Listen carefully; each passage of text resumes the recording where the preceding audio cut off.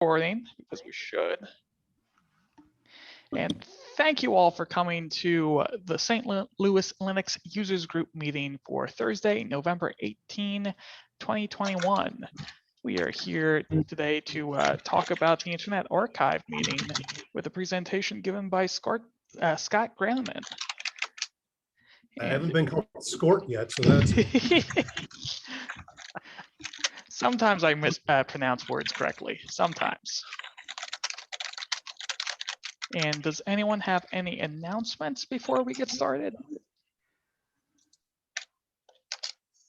Somebody has a really loud keyboard. I think it's Lee. Well, I was Yeah. going to ask the MC I was who's not muted. present what time this eclipse is tonight, but since he's not here, he won't know. My cousin told me it was 3 a.m. St. Louis time. Well, I'm not staying up for that. Since there are no announcements, I think we should be able to get started. Scott, go right ahead. All right, great. Let me get the slides up here. All right, everybody. So most of you people know me, I'm sure. I spoke 8 days ago to the Unix group about, my God, what did I speak about? Oh, new hardware. And so now I've got this one. So I think you're really going to enjoy this. This is pretty fascinating. I've been using the Internet Archive so long, I don't even remember when I started. And as a person like me that gives a lot of talks and teaches classes at universities on technology and related matters, I've always found the Internet Archive one of those sites that I use over and over and over again.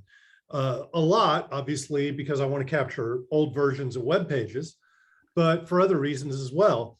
And every time I go to the Internet Archive, I discover something new, not just because they're constantly adding new stuff, but because there's so much there. It's kind of like the Smithsonian Institution, right? If you go there, you can go, every week for your entire life, and there'll always be something new to discover there and see. And that's kind of how the Internet Archive is as well, because there's so much there. Even if you basically said, today's the cutoff point, I'm not going to look at anything after today, I'm only going to look at older stuff prior to today, you would still have enough to keep you busy the rest of your life, because there's so much there.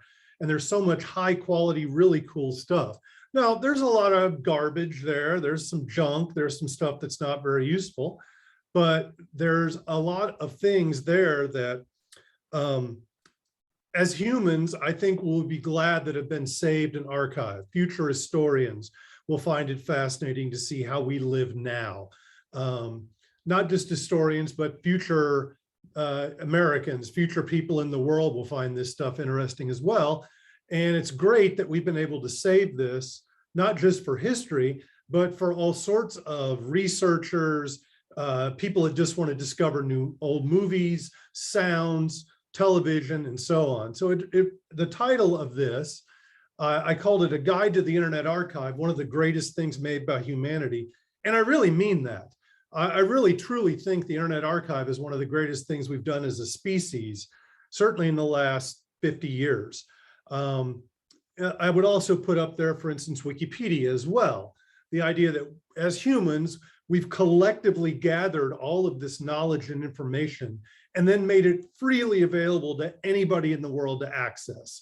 And so to me, Wikipedia and the Internet Archive kind of have that shared purpose of making information, collecting information, and making that information available to everybody for free so they can learn from it, use it, do whatever they wish with it. And I think that's a really fantastic thing that we've managed to accomplish as a species. So I'm going to share my screen. There you go. Can everybody see the cover page? Yes, I can. Yes, you're good. Okay, cool. Excellent, excellent. All right. So there we go. So I'm going to start with a little history about the Internet Archive. And that's Brewster Kahl. He's the guy that founded it. Now, what's interesting is he didn't just found the Internet Archive. Pardon? Somebody said something? I No? didn't hear anything. Okay. Must have been the voices in my head. Founder Brewster of Kahl- Alexa, as in the talking Amazon app? No, as in the website that collects other websites and ranks them so you can see the top 1,000,000 websites and gathers how many people it thinks goes to sites and what the most popular sites are and so on. No, it's a very different thing. This guy is really interesting though. Back in 1990, now this is for the old timers like me and others, he helped develop Waze. So if any of you remember Waze back in the day, it was not really a search engine, but it was the first attempt to be able to search information on the internet. This is pre-web, obviously. And when Gopher started to get bigger, right before the web came out and killed it, it was starting to be used a lot to index all the different Gopher sites all over the web. And so the idea was it would search for information in databases and data locations on the web. Well, he helped develop the software. He and a co-founder then in 92 decided to commercialize it and created Waze Incorporated. And that went on for several years. And then in 1995, he sold Waze Incorporated to AOL for $15 million. Now, he didn't stop there, obviously. He took the $15 million. He had this vision. And in 1996, he founded Alexa and the Internet Archive, both of them, which both began crawling the web.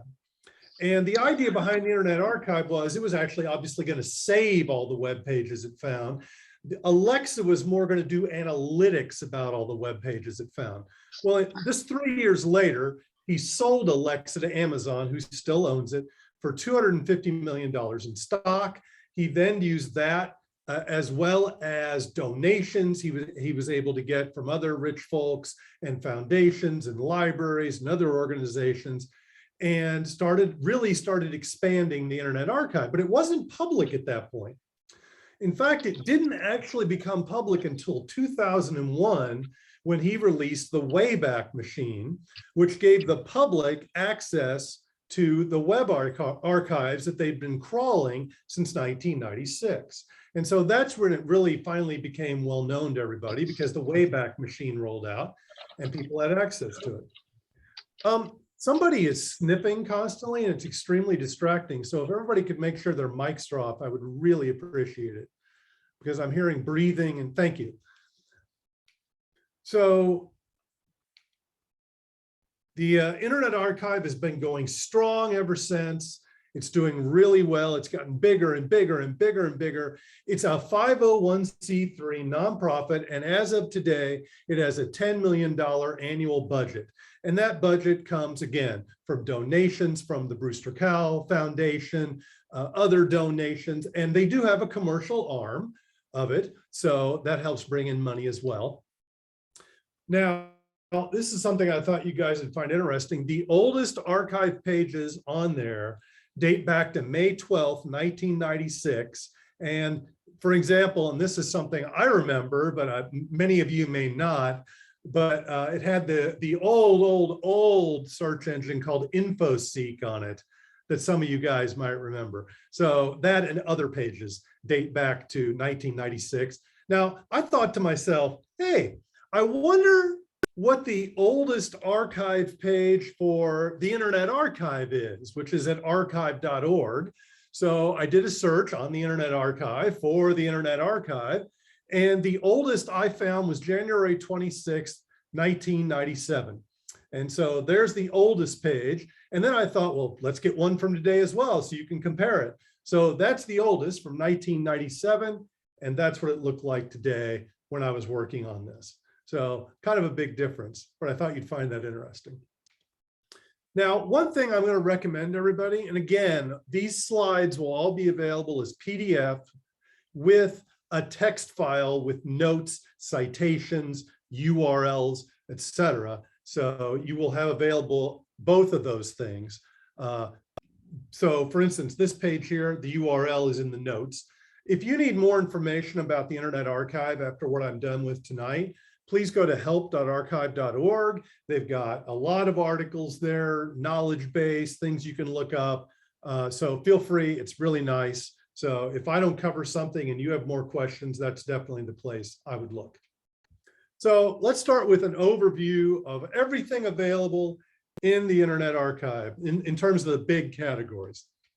So what does it contain? What does the Internet Archive contain? Well, 630 billion web pages, 7.3 million videos, including feature films, commercials, etc., 2.3 million things from television, 14 million audio files, including 232,000 concerts, 4 million images, 786,000 pieces of software, 33 million documents, including books, and 1.2 million collections. Now, what's a collection?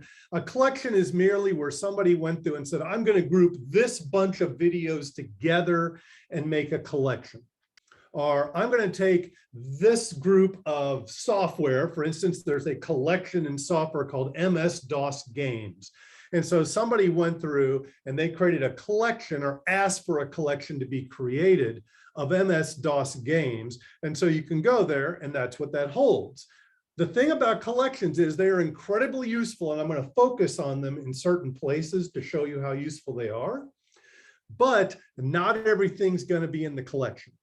So MS-DOS games, if you go to that collection, there's a lot of things in that, but that doesn't mean every single MS-DOS game is in that collection.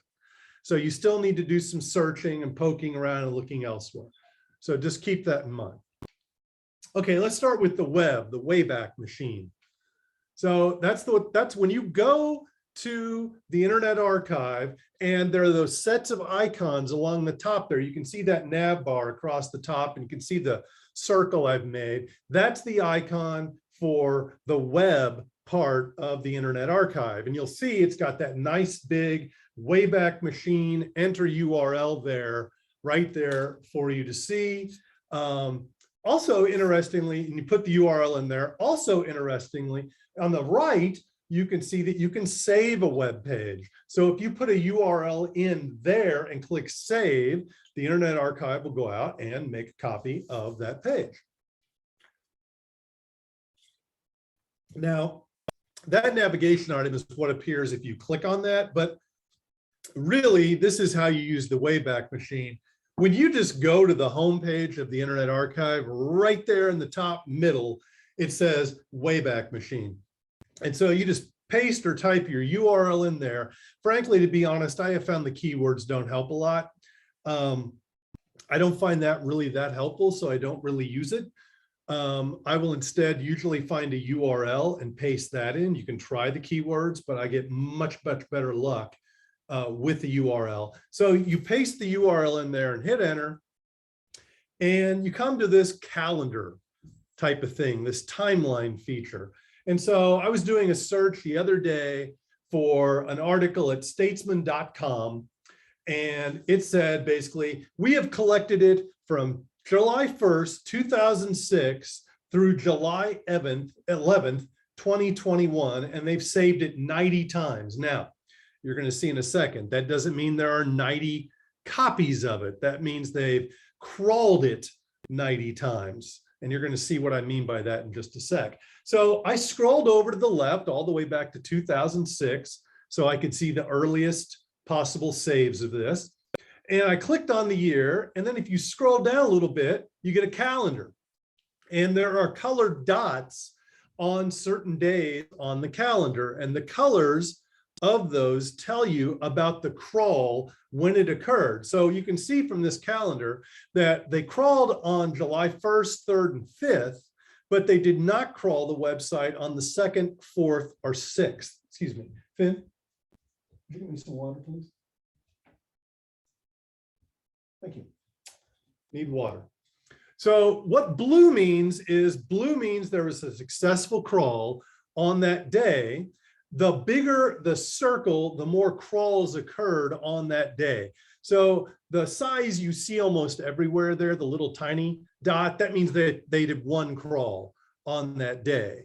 If it's bigger, that means they did more than that. So in this case, I clicked on the 3rd and there were 2 crawls that day. So it's either small for 1 or bigger, which means 2 or more. I've seen some that were crawled 9 or 10 times on a day. Typically that would be a news site or something like that.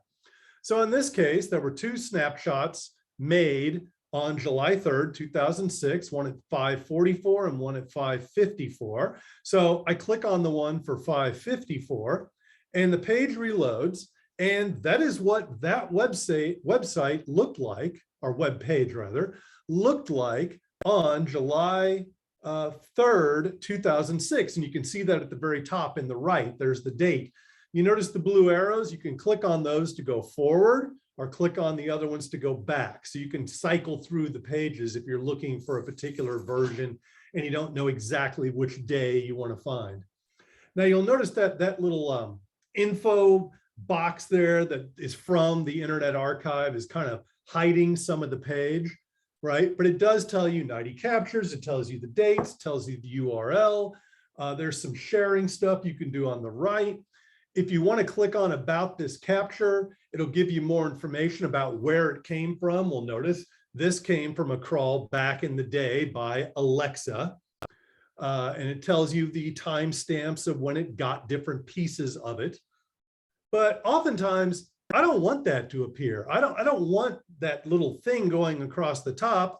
I want to take a screenshot of the page as it was, and I don't want that thing on the top. Well, if you click that little X in the top right, there you go. Now you just get the web page and you can scroll and take a screenshot or copy the data or save it or do whatever you need to do. So that's the basic use of the Internet Archive. You look up a URL, you go there, you find the date, you go to the page, you can look at it, you can use that. And of course, if you reload, that little header thing will pop back up so you can go to other dates and things like that. So there you go. Now, what if there's a green dot? Well, a green dot, don't even bother. That means there was a redirect. Sometimes that works and the URL it redirects you to is good, but I have found in my experience, most of the time, it's not going to help. It might redirect you, but usually that thing hasn't been crawled, or that has then been turned into a redirect, which goes to a page that redirects, which goes to nothing. So if it's a redirect, you can try, but I haven't had much good luck with those at all. And then you'll notice the yellow ones mean it wasn't found. So you don't even bother clicking on that. They went and did a crawl and nothing was found. So what you'll often see with older stuff is you'll get a bunch of blues, and then after that, it's just greens and yellows and then nothing. And then maybe after years and years and years, you'll see another green or another yellow, and you know it's stopped. The page went away, and so you just need to go back and find the blue dots and go from there. So those are the 3 colors you might see: blue, green, and yellow. Now, you might have more than one color on a day. So in this case, this one was green, but when I clicked on it, it said, oh, actually there were 2 snapshots that day. Notice one at 35 seconds didn't work, but the one at 42 seconds did. Now, I don't know what changed in 7 seconds, but there you go. So sometimes you want to click on the green to see. I just wouldn't bother clicking on the link unless you're really desperate and hoping you can find a copy of that page. I got a question for you, Scott. Yes, sir. You said that you could submit a page to be saved. Yes. Is that just a page, or do they have a crawler? Will it follow links on that page and save more of a site than just a single page? I do not think it does. I think if they're doing something on their end, like with Alexa or stuff like that, that would actually crawl. But I get the sense now when you submit, it's a page at a time. So I think certain sites, they want to crawl those, but other sites, you want to submit a page at a time. That's how it's always worked with me. Now, if I go to a page on the internet, I'm going to tell you guys about extensions to help you make submitting pages to the Internet Archive easy. When you do that, I have found that they only get that page. They do not crawl other pages. So good question. Be right back. I need my water, Fit. I need my water. All right.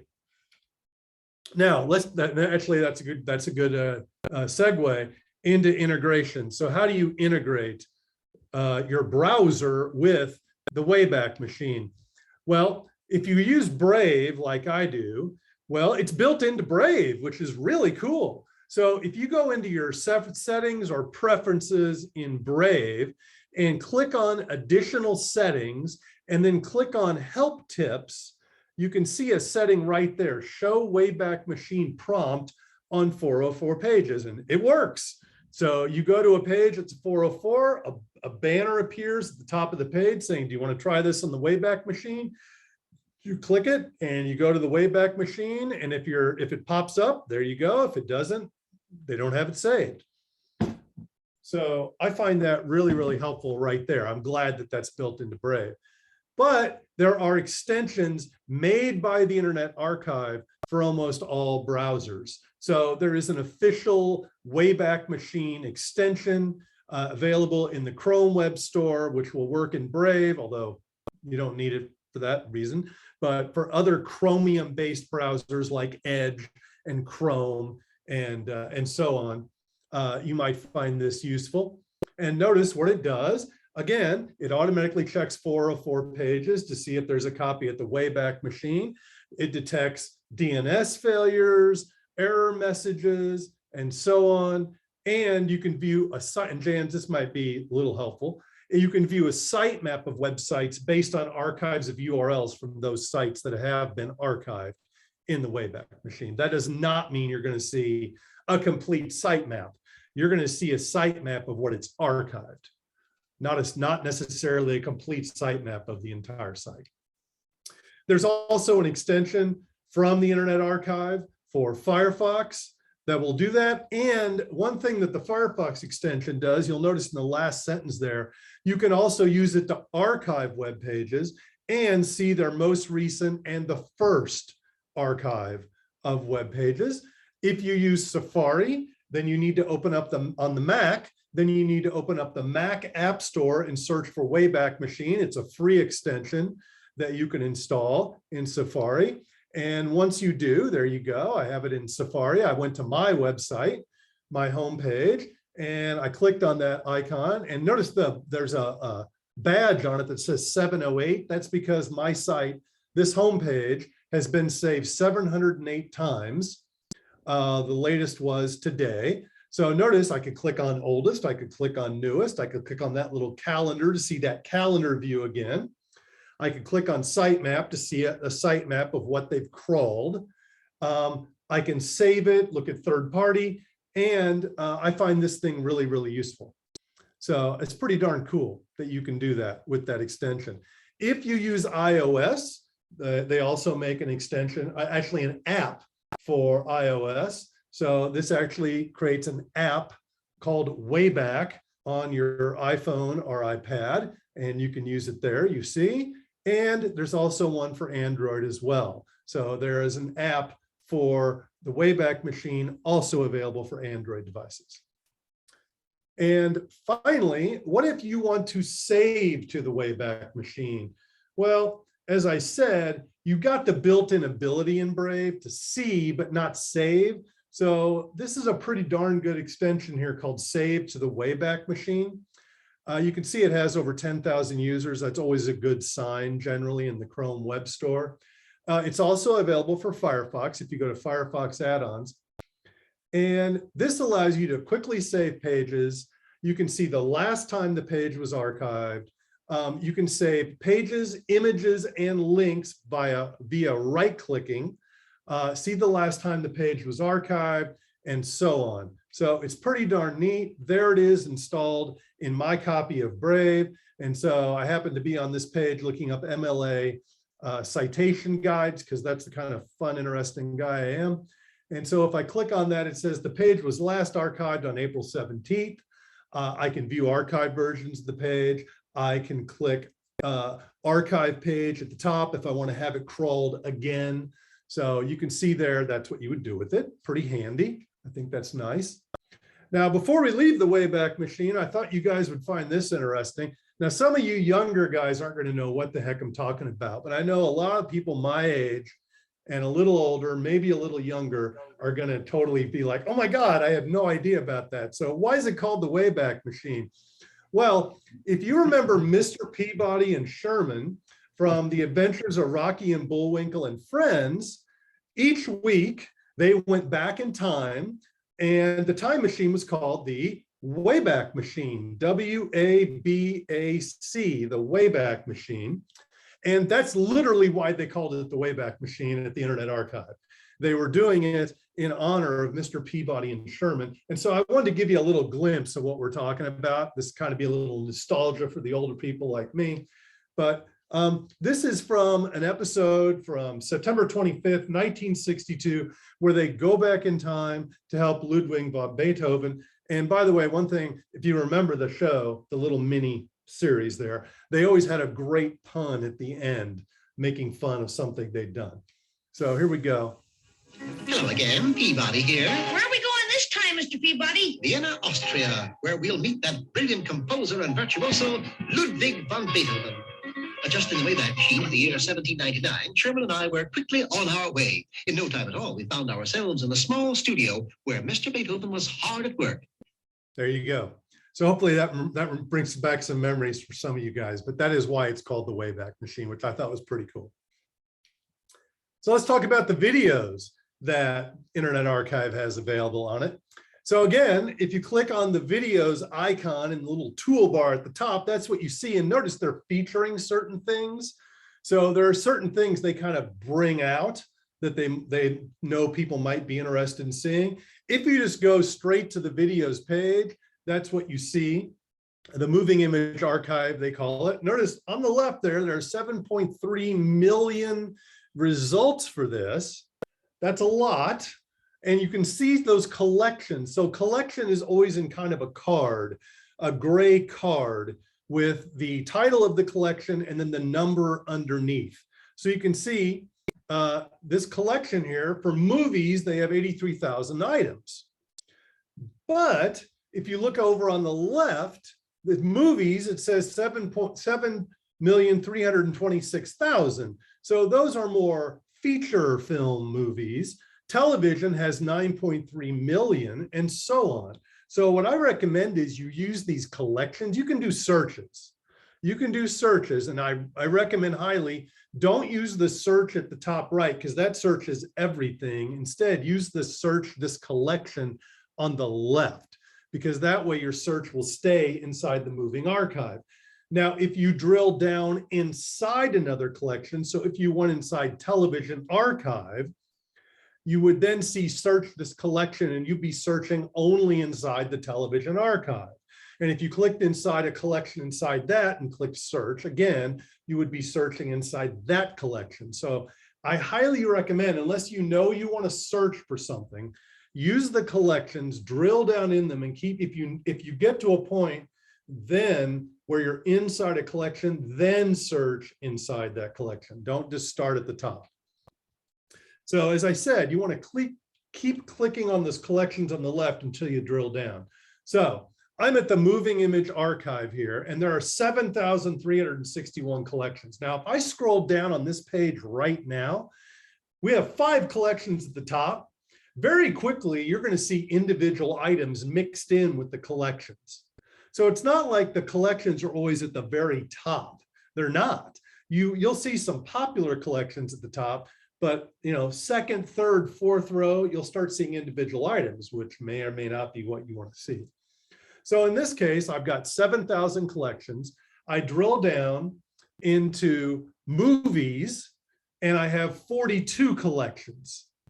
So if you see there, I've got 42 collections of movies. And I've got feature films has 14,000, sci-fi horror has 454, and so on. Well, I chose sci-fi horror, and there are 42 collections. I'm sorry, I chose feature films, and there are 42 collections. Once I get into that, into feature films, there are 10 collections, and I'm seeing the 10 collections there. Again, obviously, those 10 collections do not hold all of the feature films. There are 14,000 feature films, only 10 collections. Well, if you add those numbers up, that's nowhere near 14,000.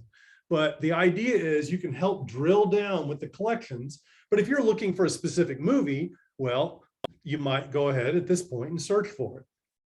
So I've got 10 collections here: sci-fi horror, silent films, film noir, and so on, which I'm going to drill down to in a minute. So that's the importance of collections. And that's true for all these different sections I'm going to be talking about. Audio, text, etc. They all have collections, and I highly recommend using them to kind of drill down. So let's talk about feature films. What do we have available for us with feature films? Well, under feature films, those 14,000 results, we've got sci-fi horror, silent films, film noir, comedy, and many, many others. And remember, there are 454 items in the sci-fi horror collection. There are plenty of other sci-fi horror movies that are not in that collection. So let's click on sci-fi horror. Well, right there, very first, and you'll notice, sometimes this stuff is like, wow. So the very first thing is The Child Molester from 1964. Never heard of it. That sounds of interest, I guess. You can see that 518,000 views have occurred of that movie. 421 people favorited it, and 105 comments have been left. Now, a lot of this stuff is cheesy as heck. And so a lot of the comments are people pointing out ridiculous things about it. So I have the feeling a movie called The Child Molester from 1964 is, the subject's horrible, but I have a feeling it's so over the top and overdone and filled with ridiculousness that the people are commenting on that. I could be wrong. You'll notice we've got everything from classics like Night of the Living Dead to Voyage to the Planet of Prehistoric Women. So again, you've got all kinds in here. So let's drill down there. Yep, that is the Night of the Living Dead. When George Romero did the Night of the Living Dead, the publisher, the company that put the film out and took care of publicizing it and sending it out to movies screwed up the copyright notice. And back then, if you screwed that up, the film was in the public domain. So by the time they realized a mistake had been made, the film was already in the public domain. So, yep, there's Night of the Living Dead in all its glory. Now you can watch it here on the website, but if you notice on the left there, it says download options. Most of the things on the Internet Archive you can download, whether it's video, audio, concerts, text, whatever you want. Almost all of it, with some exceptions, you can download. So if you want to download a copy of Night of the Living Dead, you entirely can. Now, one of my favorite genres of film is film noir. I really love it. From the 40s, 50s, sometimes it goes a little later, sometimes it goes a little earlier, but tough cops and femme fatales and murder and thieving and things like that. And so there are 699 film noir movies in this collection. And I can guarantee you right off the bat, The Killers is a fantastic movie. Stanley Kubrick directed it. Double Indemnity by Billy Wilder is one of the greatest movies, period, but it's one of the top 5 greatest film noir movies. Suddenly is a great movie starring, again, Sinatra and Sterling Hayden. So right there on that top row, 3 of those are classics, available again to view, download, whatever you want. There's also a huge collection of silent films. Now, I really love film. I study film. I watch as many films as I can. And I really have a place in my heart for silent films. And I hope, frankly, as a result of this talk, some of you might be inspired to go check out some of these silent films. Sure, they're old, but that doesn't negate the power or the comedy or the drama of many of these films. They're still good films 100 years later. So here's the silent film collection. They have 3,493 results in the silent film collection.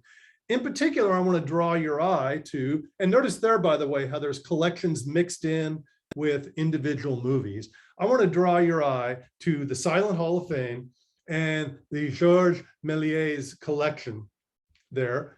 So let's look at Silent Hall of Fame. Well, right there, you got Buster Keaton, you got Charlie Chaplin, you got Harold Lloyd, you got classic, the three classic film comedians. You have the Keystone Cops. You've got dramas with Mary Pickford. You've got all sorts of great stuff in here. I wanted to draw your eye to Charlie Chaplin's Easy Street from 1917. This is one of his classics. Charlie Chaplin in those early films always had himself, of course, starring as the little tramp character. Edna Purviance was actually his lover at the time. She also played his on-screen lover, his interest. And then a guy named Eric Campbell that was 6'6", huge guy, always played the heavy in all of these silent shorts that were about 20 minutes long or so. And in fact, that was one of Chaplin's best friends, if not his best friend at the time. Did you say that again? No, shut up, Watch. And so that was one of his best friends till he unfortunately died in a car accident. So this is a short, famous scene from Easy Street. I didn't include Chaplin. It features Eric Campbell. I think it's pretty funny. This is a minute from this movie. And Charlie basically is going to become a cop on the beat of Easy Street, which is actually not so easy because Eric Campbell rules the street and he's a big mean thug, as you'll see here. That's Eric Campbell in the middle. That's a cop. He took the pants off of an earlier cop before Charlie and shaking the pants to get the coins out. And now he wants the money. They exaggerated his eyebrows, as you can see, if you look carefully.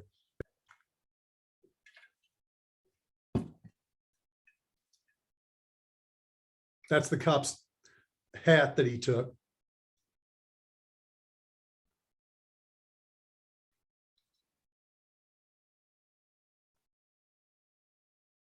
I love that bit. I think it's great.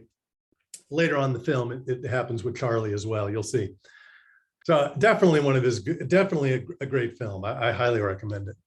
But what about Buster Keaton's The General? That's considered now like in the top 100 best films of all time. When it came out in 26, the audiences didn't get it, critics didn't get it, and it didn't do very well at the box office. Which actually led to Buster Keaton not having the creative control he'd had over his previous movies. So kind of entered a period where he didn't do as much great work.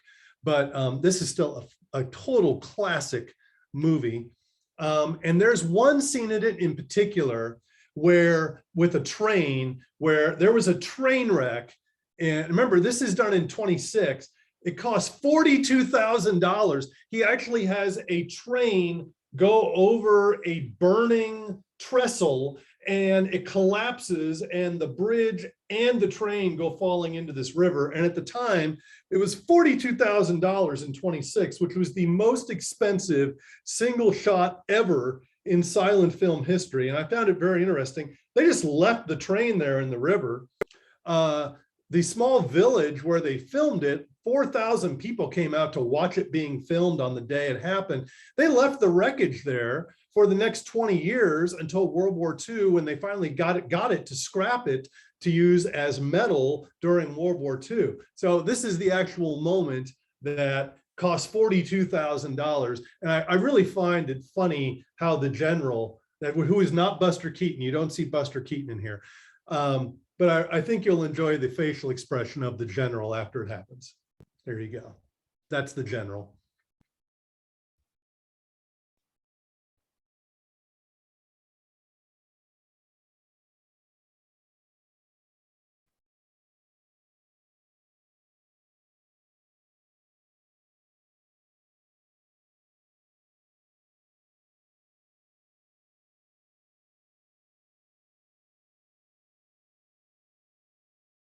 That is a real train on a real burning trestle, and there it goes.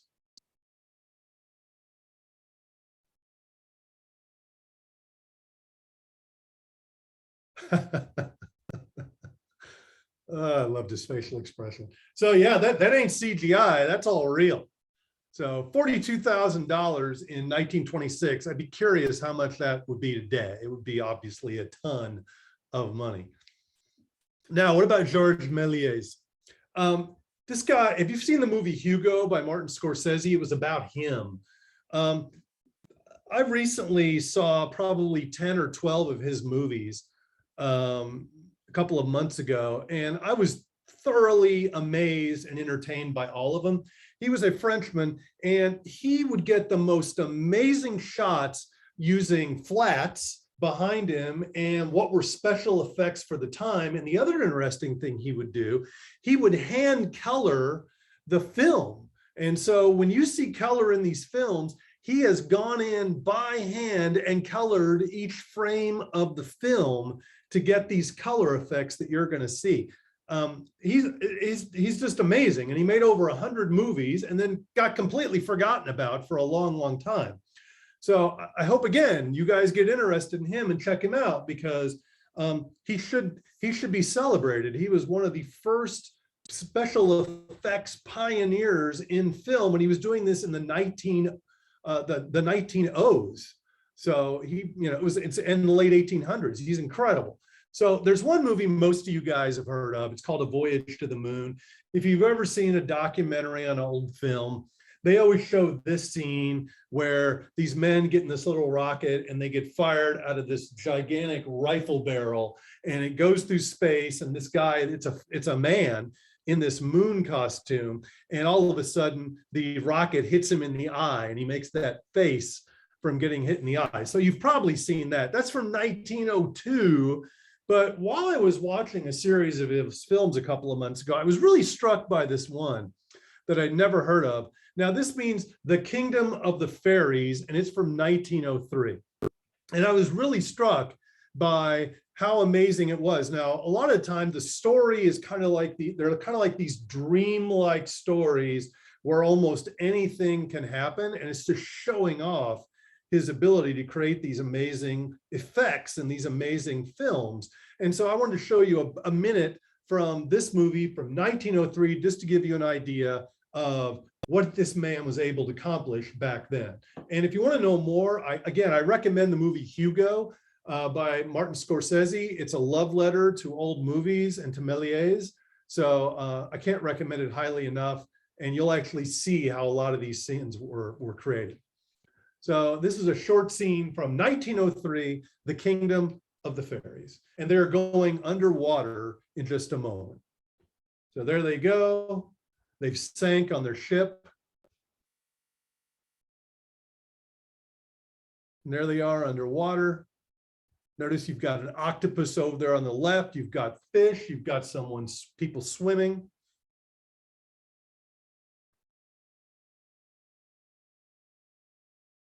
See the hand-colored fish there?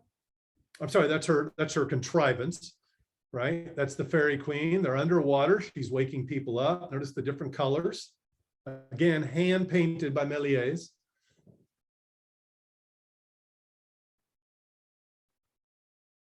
They're waking up after the shipwreck underwater. I love that octopus on the left.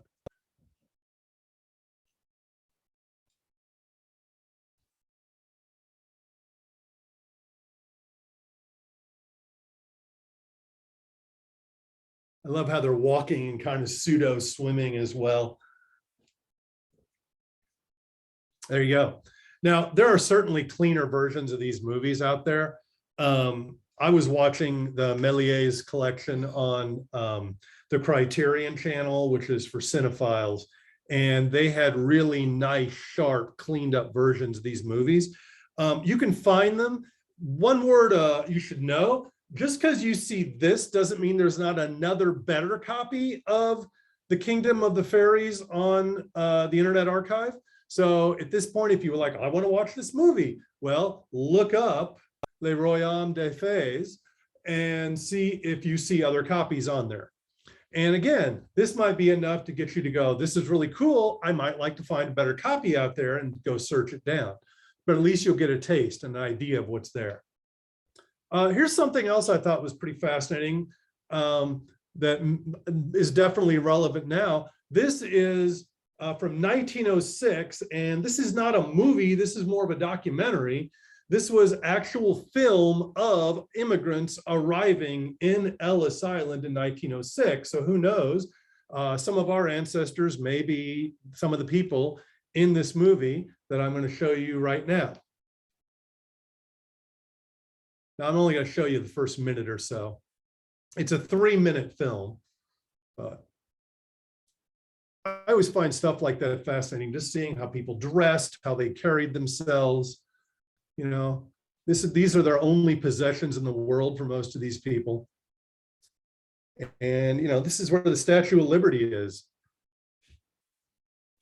So I think this is pretty darn neat. I have a quick And there's- question. Yes, sir.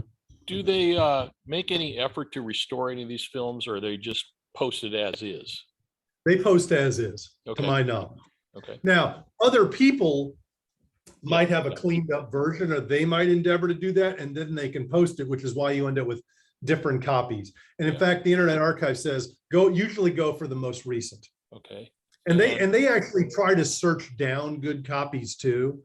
So they'll try to find people that want to donate those to the collection. They don't get rid of the old ones, they just add on new ones. So again, that's why you want to search and see if you can find a newer copy. Yeah. And the other question is as I see this, it's kind of little stutter steps, a little bit jerky in motion. Is that the way it is actually, or is it just? Yeah. Okay. No, it's not the smoothest. Now, certainly the fact we're on Zoom isn't going to make it smoother.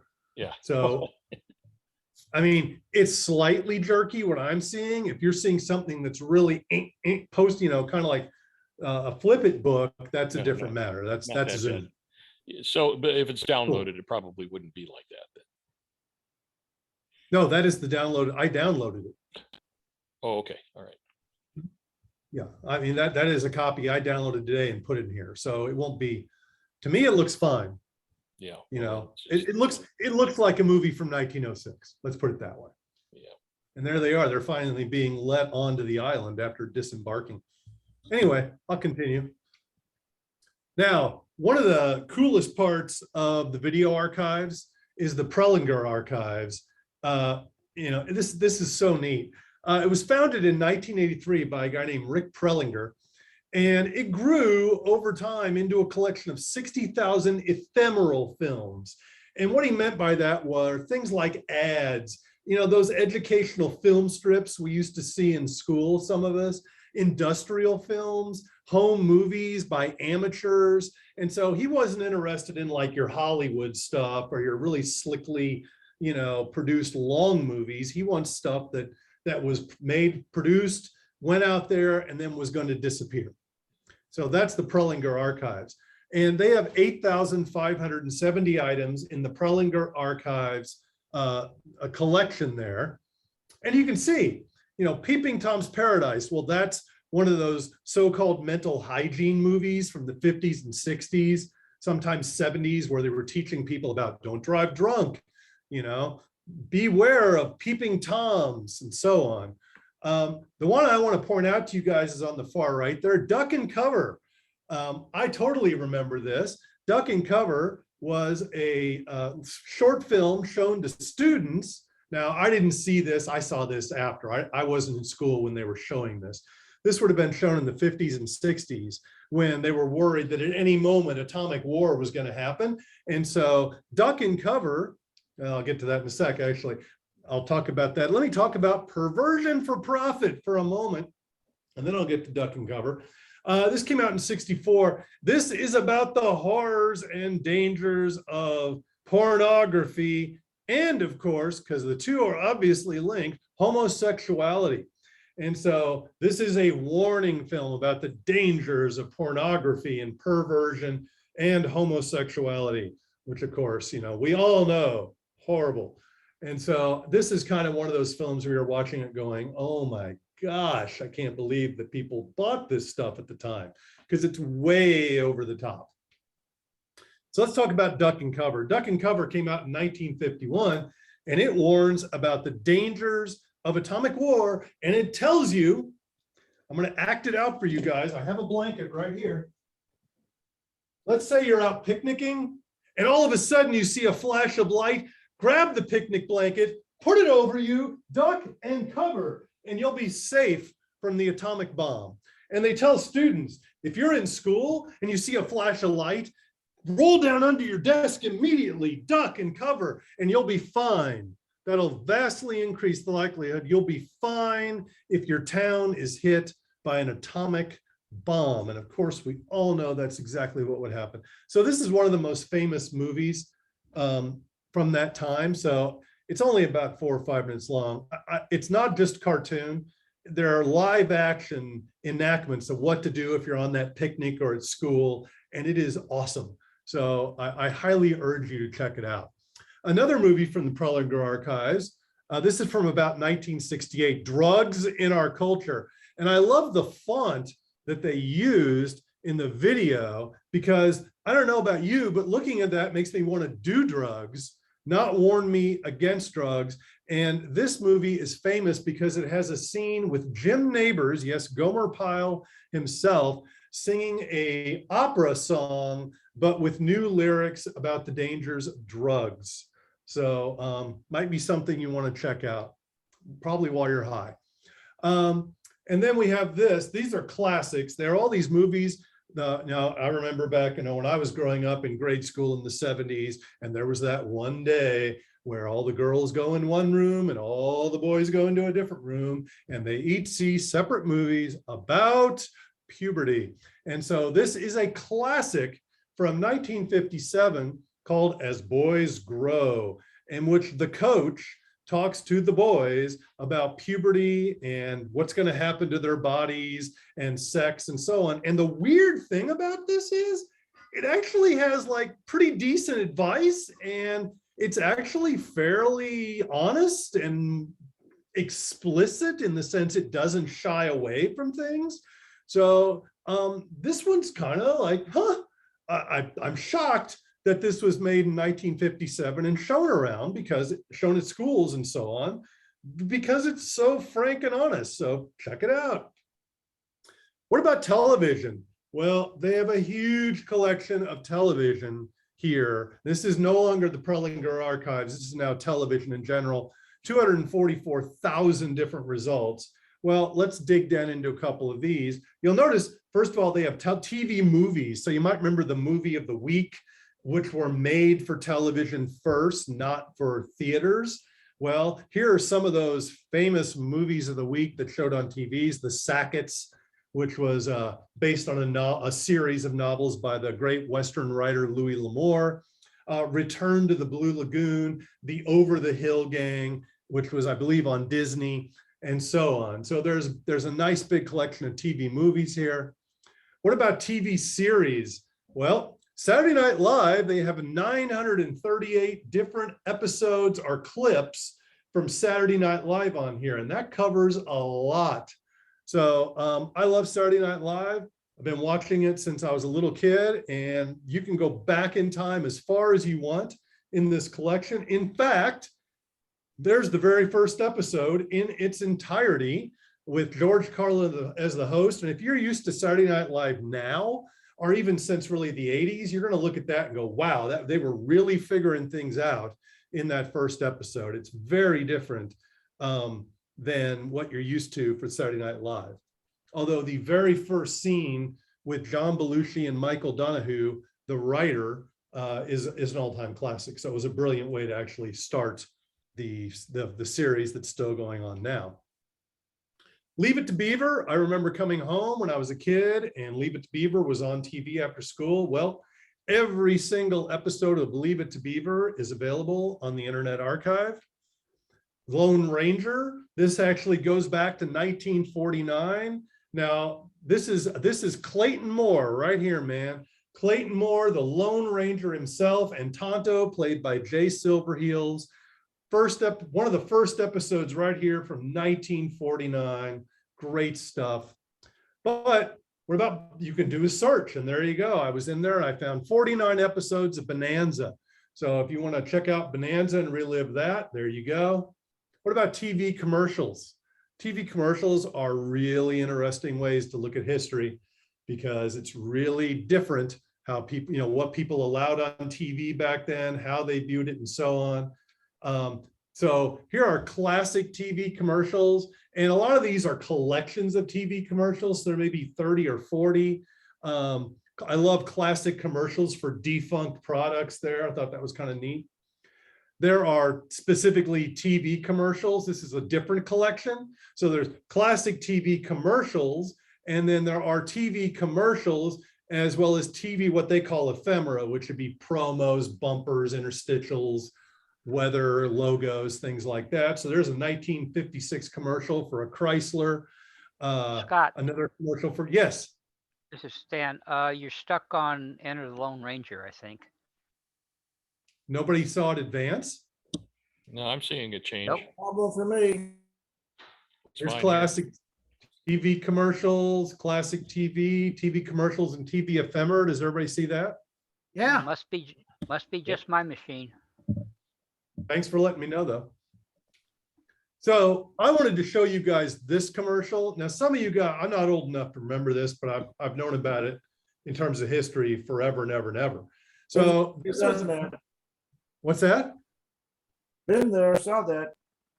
Yeah, I knew some of you had. So this is from 1964 when LBJ was running against Barry Goldwater. And, the thing that they said about Goldwater was that he was a warmonger and he was going to get us deeper into war. And this is one of the most famous advertisements ever released on television, and it's known as the Daisy ad. It only ran once on September 7th, 1964, and then they yanked it, but people talked about it so much that it got tons more publicity.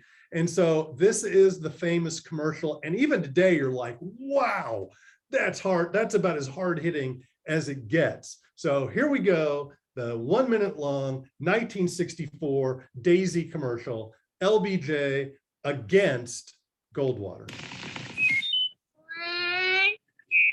2, 3, 4, 5, 7, 6, 8,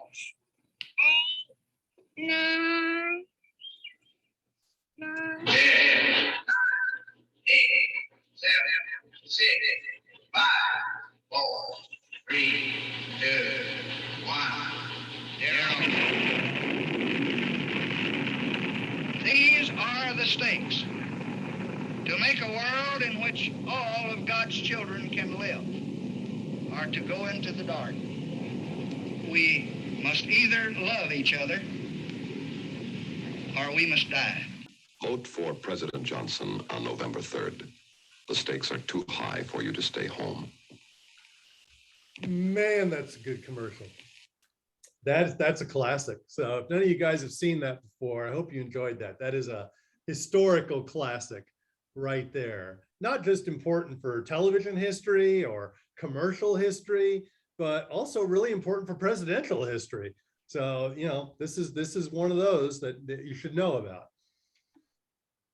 News, they have news on television. So there's a whole huge collection, 1.4 million different news and public awareness, public affairs shows on there. I want you to notice there the Iraq War collection. So during the Iraq War, they have saved a massive amount of television coverage of the Iraq War. And they have a whole special section on 9/11.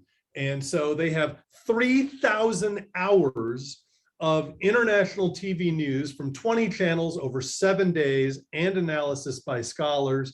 And so, if you want to relive that, there it is. And this was kind of the 20th anniversary, as you all know. And so they rolled this out as part of what they did. And it's completely fascinating.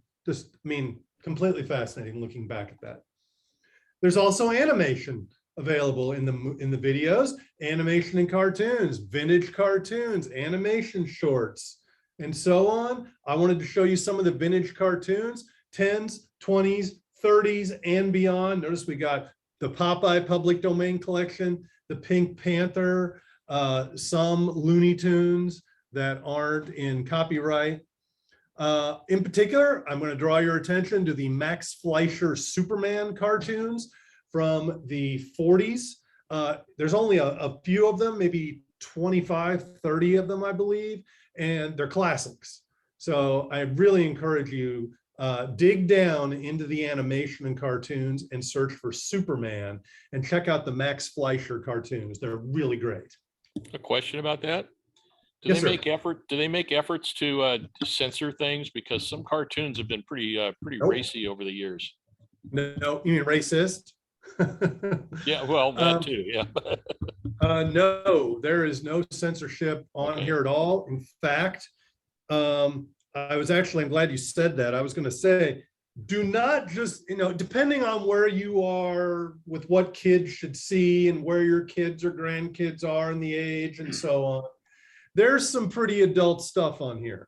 So I don't know if I would just turn little Johnny loose on the Internet Archive without some direction and guidance and maybe oversight, because there's some adult stuff on here.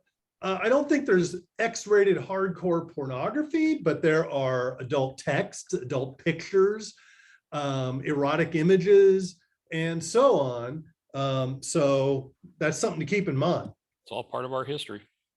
It is part, well, that's humanity, right? This is Stan. I've noticed that a lot of the cartoons that I got from the St. Louis Public Library, the DVDs we've been recording, they've been censored. It's particularly the older Donald Duck cartoons where he would just go bananas. Donald Duck has, but I know Looney Tunes hasn't. Their solution, what they've done, and I applaud them for this, is there's actually a little thing that plays before when you first put the DVD in or whatever from Whoopi Goldberg.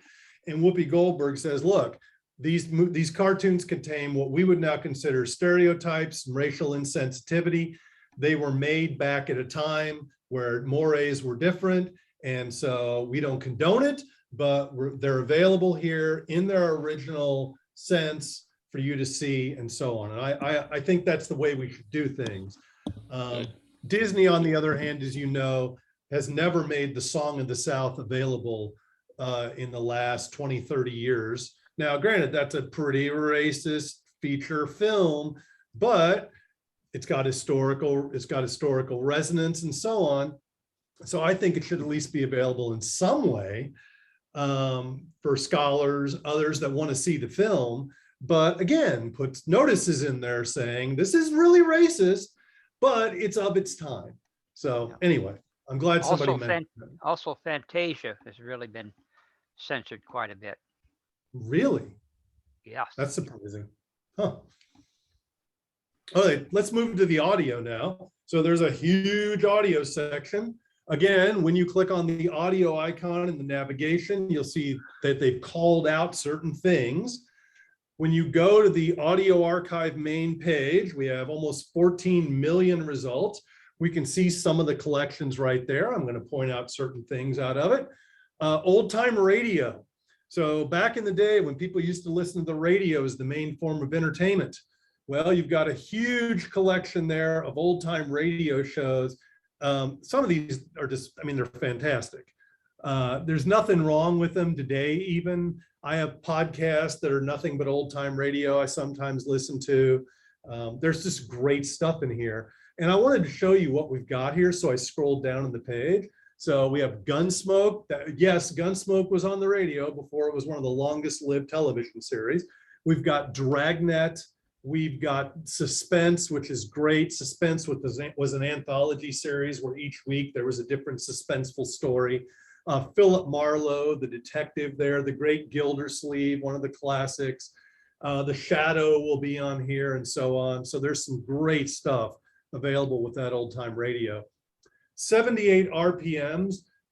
Thank God people are digitizing these because we want to preserve that heritage of the original, sounds, records, and cylinder recordings from the very earliest days of audio. So they are really making an effort to digitize. You can see here 376,000 78s and cylinder recordings. Thank goodness that effort is going on. There's some amazing stuff in there. On a more recent level, hip hop mixtapes from the mid 70s up. And these are, now again, some of you might not care about hip hop or rap, but these are some of the earliest ways people got famous and got the music out and created the culture now that is taken over modern music, and deservedly so. So I definitely would check this out if you're interested in hip hop. There are also free audiobooks. I know a lot of you guys love audiobooks.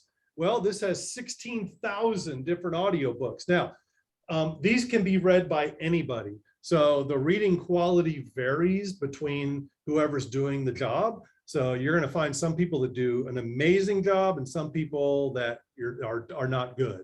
So I'm just warning you there, but they are available. What about concerts? Yep.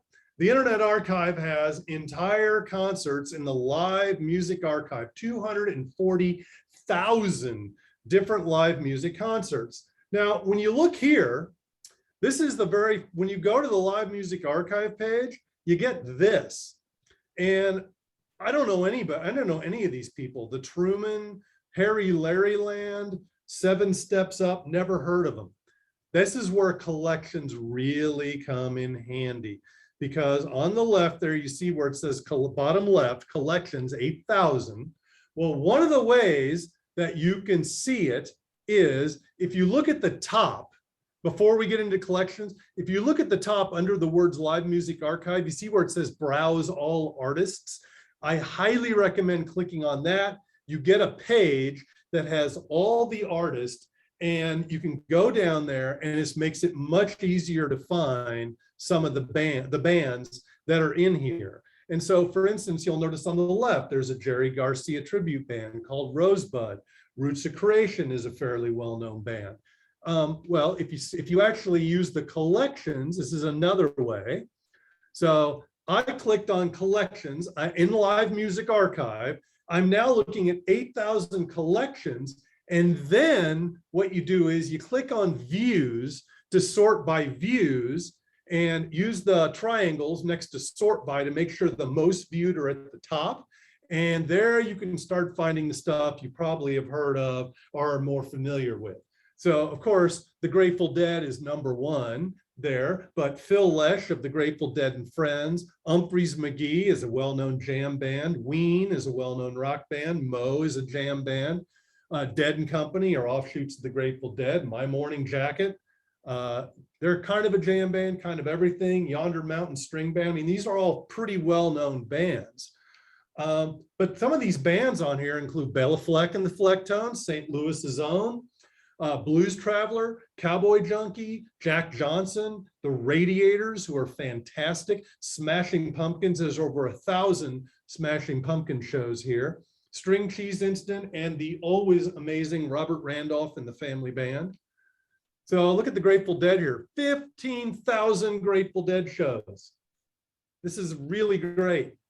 So if you want to listen to anything from the Dead, man, this should be enough to keep you busy. And there's some great stuff in here, obviously.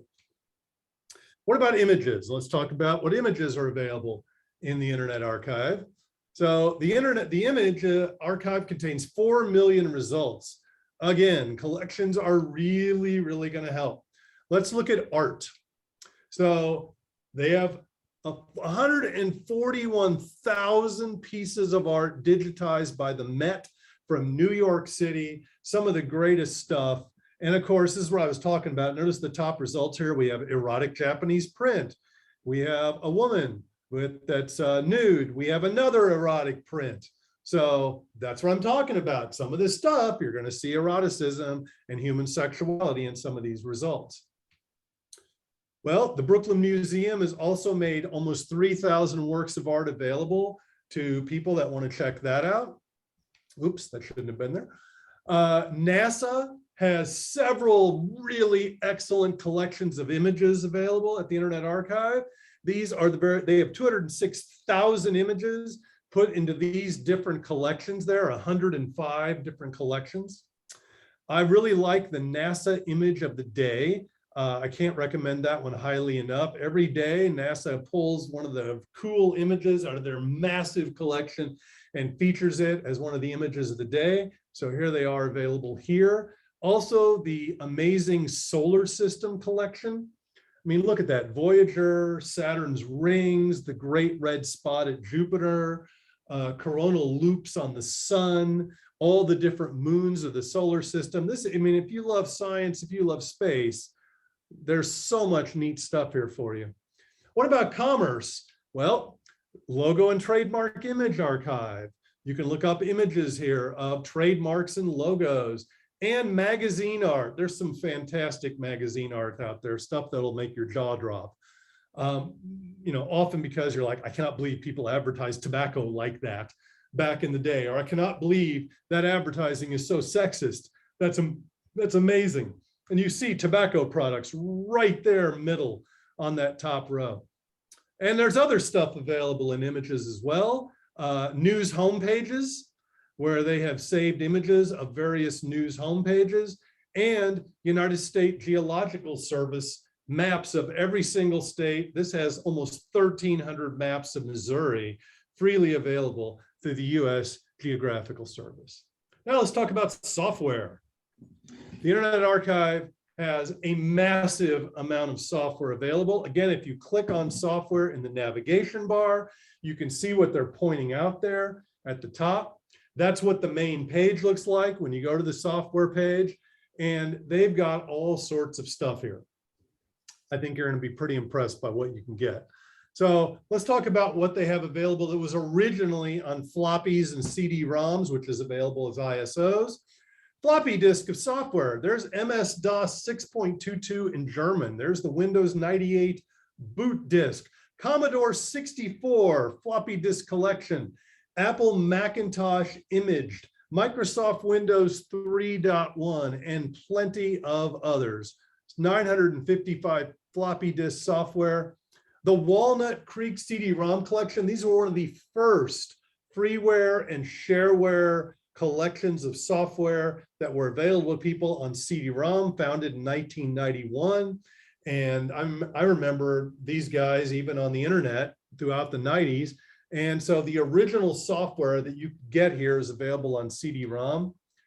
One in particular you can get, I thought was interesting, was Microsoft Encarta 1995, Microsoft's encyclopedia at the time. Also, you can download Microsoft Office 2000 Professional with keys. Now, I'm not vouching for the quality of this. Read the comments. Some of the people are like, yep, worked for me. Other people are like, nope, didn't work for me. So it's up to you what you decide to do, but it is available there. And Linux, lots of Linux software. You want Linux distributions? They've got Linux distributions. Notice, now again, this is a collection. That does not mean this is all the Linux. This is a collection called Linux distributions. And I saw it and was like, oh, cool, 769. That's neat. And then I started looking, going, Puppy Linux, Puppy Linux, Puppy Linux, Puppy Linux. I'm like, that's kind of weird. And I scrolled down, and there's a lot of Puppy Linux in this collection. In fact, I looked, 565 out of the 769 results in this are Puppy Linux. That's weird to me. And so I did more searching, and there's the Arch Linux Historical Archive. So again, you can't rely on what's in the collections. You need to look for other collections and other pieces of software. So here we go with Arch, 16,000 historical versions of Arch Linux. Do you have an Android device, and do you want to kind of rescue some of those old APKs that have been abandoned or are no longer available? Here's the APK archive available for you. What about games? Oh man, they have a lot of great games. So this is a collection of classic PC games, almost 16,000 results. Hey, Doom, amazing that Doom's available. Not that amazing, actually, it's available all over. Bejeweled on the left, and plenty of other classic games that some of us have played. In fact, they don't just have Doom available, they have Doom levels, people that made mods, and so on. And so there are 72 different Doom levels available here and mods that you can use with Doom. MS-DOS games, which I mentioned earlier, there's the Oregon Trail. I know a lot of you guys played that when you were growing up. There's Doom 2, there's the original Sim City, Prince of Persia, and so on. So there's some just classic DOS games on here. And Apple II games. If you grew up playing on the Apple II, they're here too. 3,000 different Apple II games. Pretty cool. And in fact, you can play a lot of these games on the web. So they have actually got emulation software in the web that allows you to play. So you want to play Mortal Kombat in your web browser? No problem. You want to play the Sega Sonic the Hedgehog or Tetris or on, you can actually play them in your browser, and they play surprisingly well. What about Flash? Now, Flash is dead, thank God. As a web developer and a user, I'm thrilled Flash is dead. That's great, but I will admit, when Flash was no longer supported, we lost a big chunk of work that people had used over the years. Well, they have saved 4,500 different Flash animations, games, videos, and so on, and made them available. And so, for instance, this is not an official game. This is a game made by a fan called Super Mario 63. And I thought, well, let's try this out. So I went to the page in my browser. Again, I'm using Brave. And I clicked on play. And you saw it loading different pieces of the game. And it told you, okay, we're loading this. Now we're loading this. Now we're downloading the JavaScript emulator and getting that loading in the browser. That took the longest, actually. And then there we go. And in a couple of seconds, I was playing that Flash game in the browser. And of course, I could have resized it if I wanted, but there's my screenshot. I was trying to show you what it would look like when you start out. But yeah, it plays with your arrow keys and other keys. And it is a version, a fan-made Super Mario game that you can play with Flash. Not that, again, this isn't Flash, this is emulation, but you can relive that stuff and it's not dead, which is good. I don't want it gone from history. Jim, you're kind of tired there, man. You're tiring me out with the yawning. Okay, what about other stuff? Well, you got the famous 2Cows software library, 32,000 pieces of freeware and shareware available there. And some of you that used Winamp from back in the day, back when it was the most popular music player. Well, you remember skins for Winamp? Everybody made skins for Winamp. Well, here we go. We got 83,000. That's nuts. 83,000 different skins for Winamp. And I thought some of you guys would appreciate this. This is another collection with only 72 results, but this is historically important software. And I thought this was very interesting. So World of Warcraft, yep, that's actually pretty important in the rise of the massively multiplayer online role-playing game. Lemonade Stand by Apple from 1979, Pac-Man for Atari, and I thought this really stood out, Space War for the PDP-1. This is usually recognized as the very first game really for computers. And this dates back to 1962, and you can play it right there. You see that big play button? Well, if I click that, Space War would load, and I can relive it back in like it's 1962, and you can actually play Space War in your browser. That's pretty darn neat. Okay, what about text? When you click on the icon in the toolbar, you can see what they're focusing on there. They have 4 million books. 1 billion pages have been scanned. They scan 2,000 books every day at 20 different locations around, at 33 different locations around the world on 5 continents. There are 60 million views a month of people looking at texts and books and so on the Internet Archive. And they are currently storing, and this is just books and text, 21 petabytes of information. This is nuts how much they have. And they have partnered with over 1,000 libraries, galleries, museums, cultural organizations to try to get more and more books. So libraries routinely scan things and then donate them to the Internet Archive. I read where a college, I believe it was called Marybrook College, just went out of business. The enrollment had declined so much, and they gave all their books, their entire library, to the Internet Archive so they would be scanned. So I think that's really fantastic that we have this available. So there you go, almost 33.5 million different ebooks and text. And this is where collections really help you. So let's talk about computer magazines, since we're a computer group here. There's a section called the magazine rack. It's a collection, and it contains 820 collections inside of it. So the magazine rack's a collection. And then if you look in the bottom left here, you can see there are 820 collections of magazines. Well, notice there's the Computer Magazine Archive. That's a collection with 30,000 items in it. So one of the items in there is Byte Magazine. And I know Stan, for instance, still speaks fondly of Byte Magazine. I've heard you talk about it.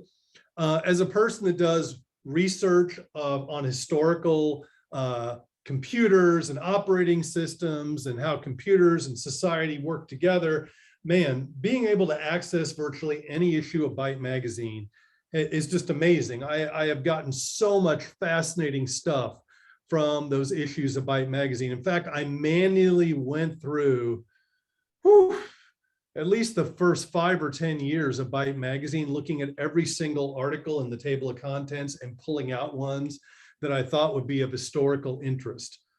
It's fascinating. So they have 229 different issues of Byte Magazine available, the entire issue, and they are in extremely high quality. So if you want to relive that, there they are. PC Magazine, 173 issues of PC Magazine. Linux Journal, the late lamented Linux Journal, 151 issues of Linux Journal available for you to look at here. There's a collection of Apple computer periodicals with 1,240 results. With other collections, I wanted to point your eye to the Macworld magazine collection. And there they have 270 issues of Macworld. Macworld came out the same month that the original Macintosh came out. In fact, the 4th one over, that is the very first issue of Macworld magazine that came out in January of 1984 when the Macintosh first rolled out. So that's the very first issue right there that you could go take a look at. Now, I want to spend a couple of minutes talking about Pulp Fiction with you guys, because, you know, I see one of my jobs when I speak to people is not just telling them about the thing we're learning about, but I like to kind of go down certain alleys and educate you about other stuff, like Georges Méliès, for instance, or silent films. I want to get you to, learn about other stuff in addition. And one of the things I really want to spend some time on with you guys is Pulp Fiction. Not the movie, although the movie's named after what I'm about to talk about.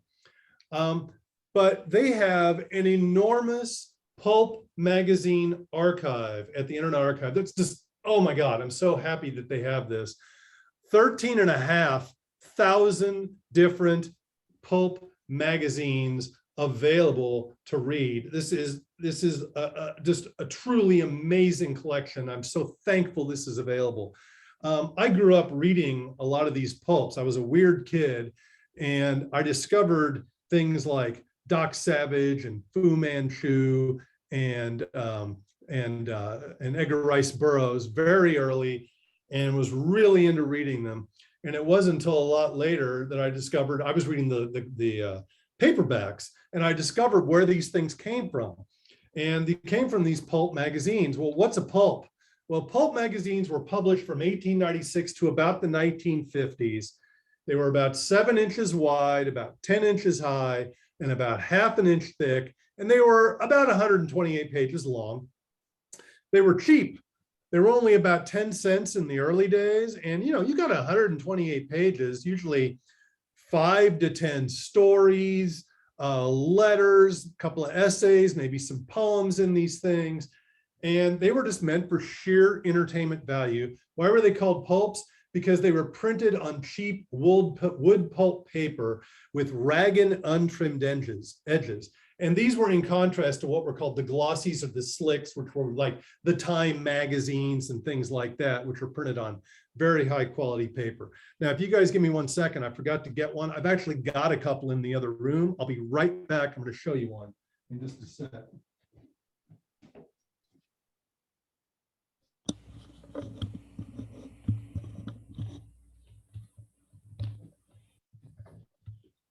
Here we go.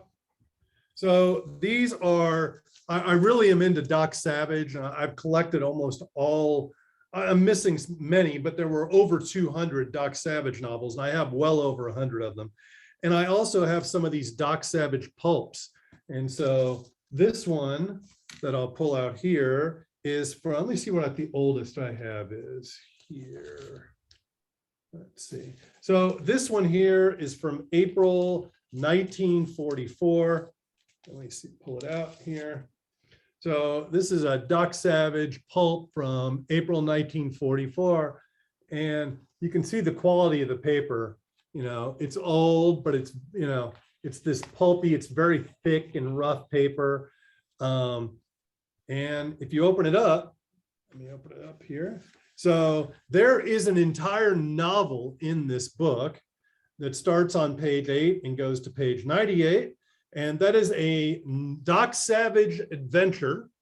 And then there are 2 novelettes in here from page 88 to 117 and 117 to the end. And there's 2 short stories, one 6 pages and one about 7 or 8 pages. So again, and this costs 15 cents in 1944. So for 15 cents, you get a complete novel, 2 novelettes, and 2 short stories. Freaking bargain. And Doc Savage is just great. So I'm really, you know, I've got a few others in there, but I thought you'd find that interesting. So that's what a pulp magazine is. Well, the genres included adventure, aviation, detective and mystery, fantasy, gangster, horror and the occult, humor, railroad adventures, romances, sci-fi, série noir, which are French crime and mystery, spicy or saucy. In fact, there's one called Spicy Detective, which would have a little more sexiness in it. Sports, war, and westerns, which were probably the most popular genre out of these. But the point is they covered all sorts of stuff. And some of the authors that wrote for these, I mean, I know a lot of you guys are into sci-fi and things like that. Well, you're going to recognize a lot of these names on here. Isaac Asimov, Robert Bloch, who wrote Psycho, Edgar Rice Burroughs, creator of Tarzan and John Carter of Mars, Ray Bradbury, Raymond Chandler, Agatha Christie, Arthur C. Clarke, Lester Dent, who wrote Doc Savage, F. Scott Fitzgerald, Philip K. Dick, O. Henry, Frank Herbert, Robert Heinlein, Robert E. Howard, who invented Conan and many other adventures, Fritz Leiber, Louis L'Amour, the famous Western author, H.P. Lovecraft, one of my favorite horror and weird fiction authors, Ellery Queen, Sax Rohmer, who invented Fu Manchu, Robert Silverberg, Mickey Spillane of the Tough Guy Detective Stories, and so on. So lots of famous writers wrote for these pulp magazines. And I know you know some of these characters. I bolded the ones you might know. These characters were invented in the pulps. Buck Rogers, Conan the Barbarian, Doc Savage, Dr. Fu Manchu, Hopalong Cassidy, John Carter of Mars, The Shadow, Solomon Kane, Tarzan, Zorro. I mean, the pulps were where these characters, some of which are still around today, and many of which people know about. They don't know much about them, but they might have heard of them, came from the pulps back then. So the most popular back in the 20s and 30s were selling 1 million copies per issue. And some of these came out every week. So Argosy, there were 4 big ones that were the most widely selling. Argosy was one of the big 4. Adventure was one of the big four. And I wanted to kind of drill down into this one because I thought you guys would enjoy this. A Claymore for the Clan by Donald Barr Chidsey. So this is from A Claymore for the Clan. This is the kind of writing we're talking about. 'Twas bitter weather and the wind had daggers in it.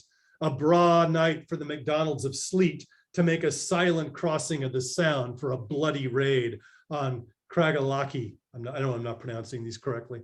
Young Callum Moore shivered as he hunkered in the shadow of the parapet and imagined their wild cry, "Boz, Boz, to us Dane." Then suddenly the skirling of the pibroch of Dromnewell Dhu, fighting music of Donald the Black of Slate rang clear above the wind moan. That's exciting. That gets my neck hairs going. But there were other stories in here. Remember, these were to have this issue of Adventure, which I downloaded, has like 10 different stories in there. So there was one called The Witched Well. I loved this. Andy Jackson was about to get his fool self killed in a duel unless Reverend Daniel Davis interviewed and kept his last promise to the Lord. Daniel didn't mind staying away from cockfights or the corn liquor jug on Saturday nights, but taking a wife to have underfoot for the rest of his life, that seemed like an awful big service to do, even for a friend like old Hickory. And from The Devil's Left Tusk, and this is more of an adventure. All the world knew Matt Murphy's broadcast from here on out, but now that famous voice was stilled forever. And as I stood in the rain-swept Galali Cemetery in Addis Ababa to tell Matt goodbye for the last time, I knew there was a job that had to be done. A job for Malcolm Murphy, Matt's brother, me. Somewhere in that godforsaken land of the conquering Lion of Judah, I had to find the answer to the riddle of Matt's death. And the only clue I had to go on was the casual remark of that cryptic Ethiopian, Otto Gubru David. It's all a matter of nafs, or in plain American, bloodshed. That's the kind of writing, man. I love that stuff. It's so stylized and fun and just takes you back to those days when they just wrote to have fun and just keep you turning the page constantly. Blue Book magazine was another of the big four. And this is the issue from September 1932, which published Tarzan and the Leopard Man by Edgar Rice Burroughs. Now, I've read every Tarzan novel. That wasn't one of the better ones. It was okay. But there you go, man. Tarzan right there in Blue Book magazine. And then finally, the last of the big four, short stories. I looked at this. This had like 10 to 12 short stories, and it came out every week. That's the thing, 25 cents in 1935, and you're going to get 10 to 15 short stories every single issue. And you can obviously see this was more of an adventure story. Well, there were plenty of other famous pulp titles. Some of you may have heard of them. Analog science fiction, amazing stories, Black Mask, Doc Savage, Ellery Queen's Mystery Magazine, Weird Tales, one of my all-time favorites I'm going to talk about in just a sec.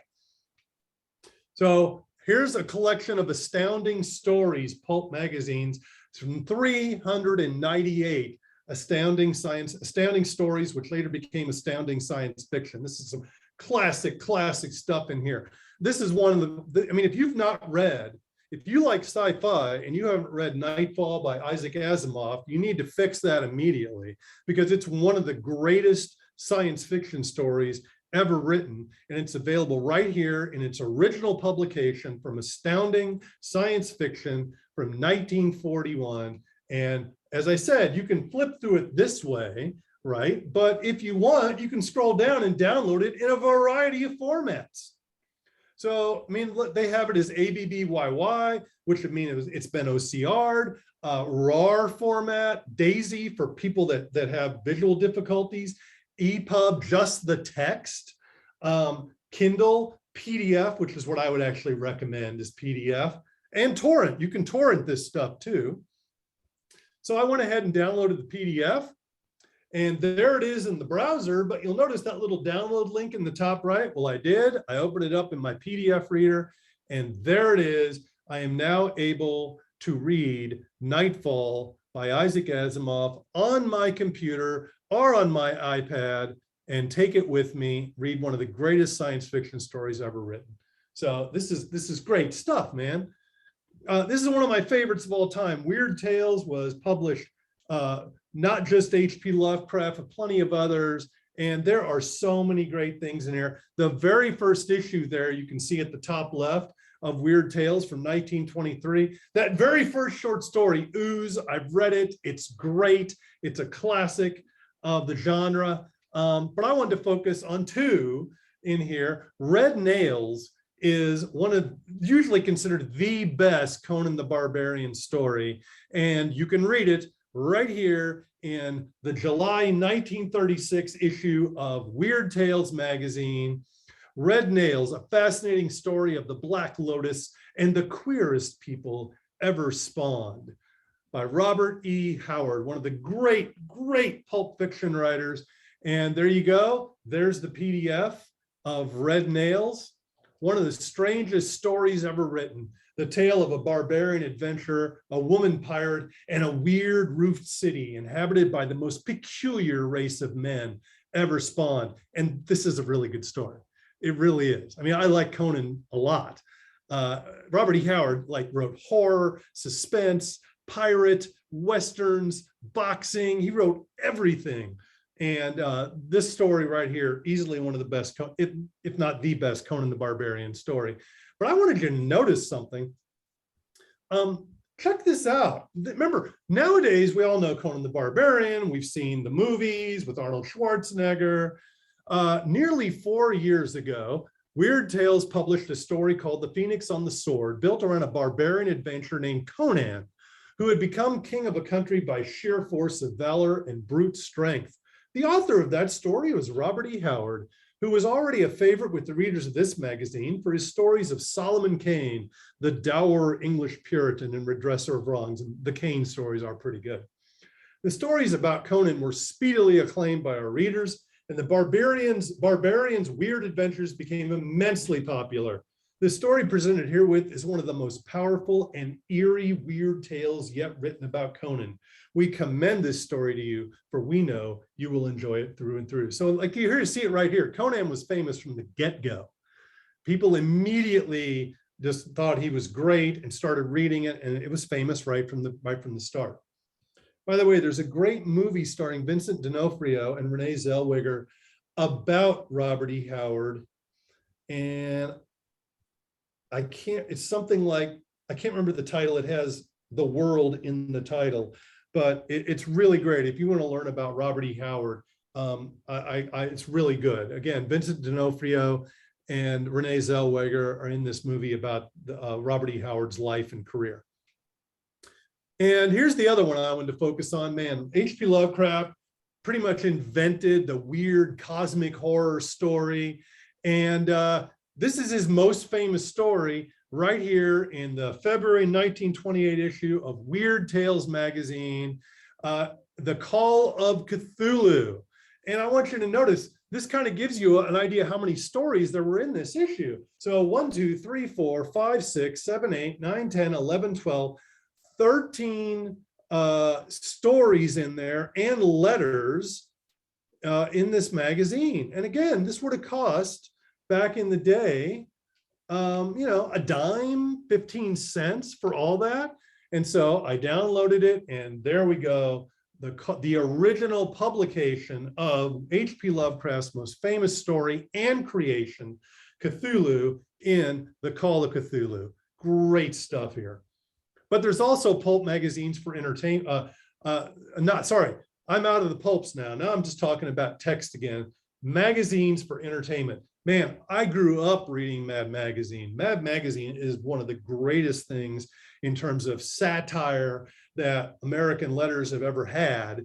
And this collection here of the first 100 Mad magazines, that goes from 1952 all the way to 1966. And those collections, I downloaded them. They are in pristine shape. These are beautiful PDFs that you can zoom in and read clearly. Whoever scanned these did an amazing job.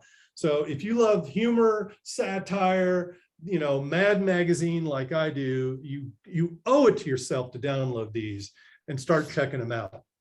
Vampirella Magazine, another magazine made for entertainment. about the sexy vampire Vampirella. So you could download those, 107 of them. I didn't know about this till I started working on this. The Beatles Monthly book, also known as Beatles Monthly, was a fanzine dedicated to the Beatles, founded in 1963 when they just started to get famous, and continued until December 1969 when the Beatles broke up.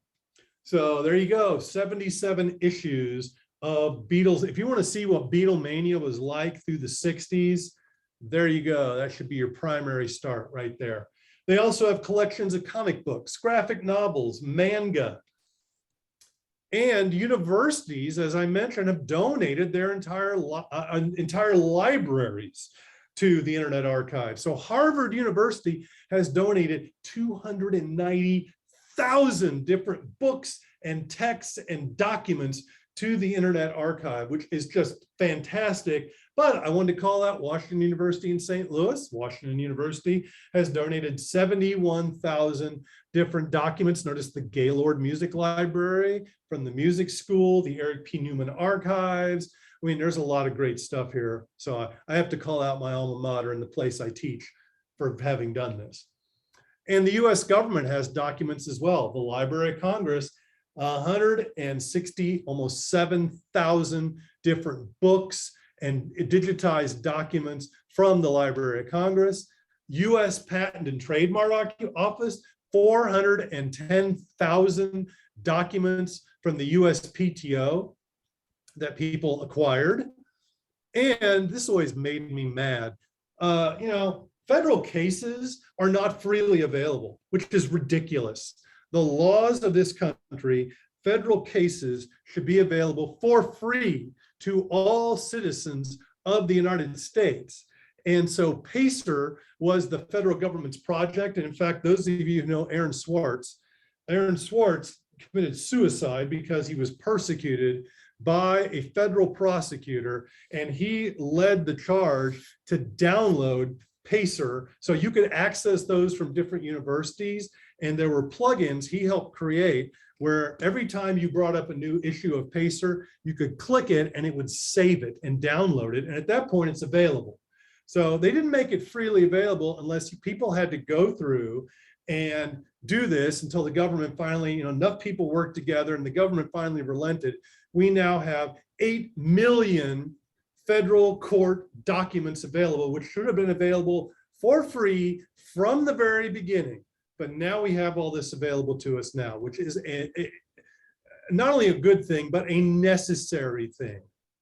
And then we have other stuff in text I wanted to call your attention to. We all know about Project Gutenberg.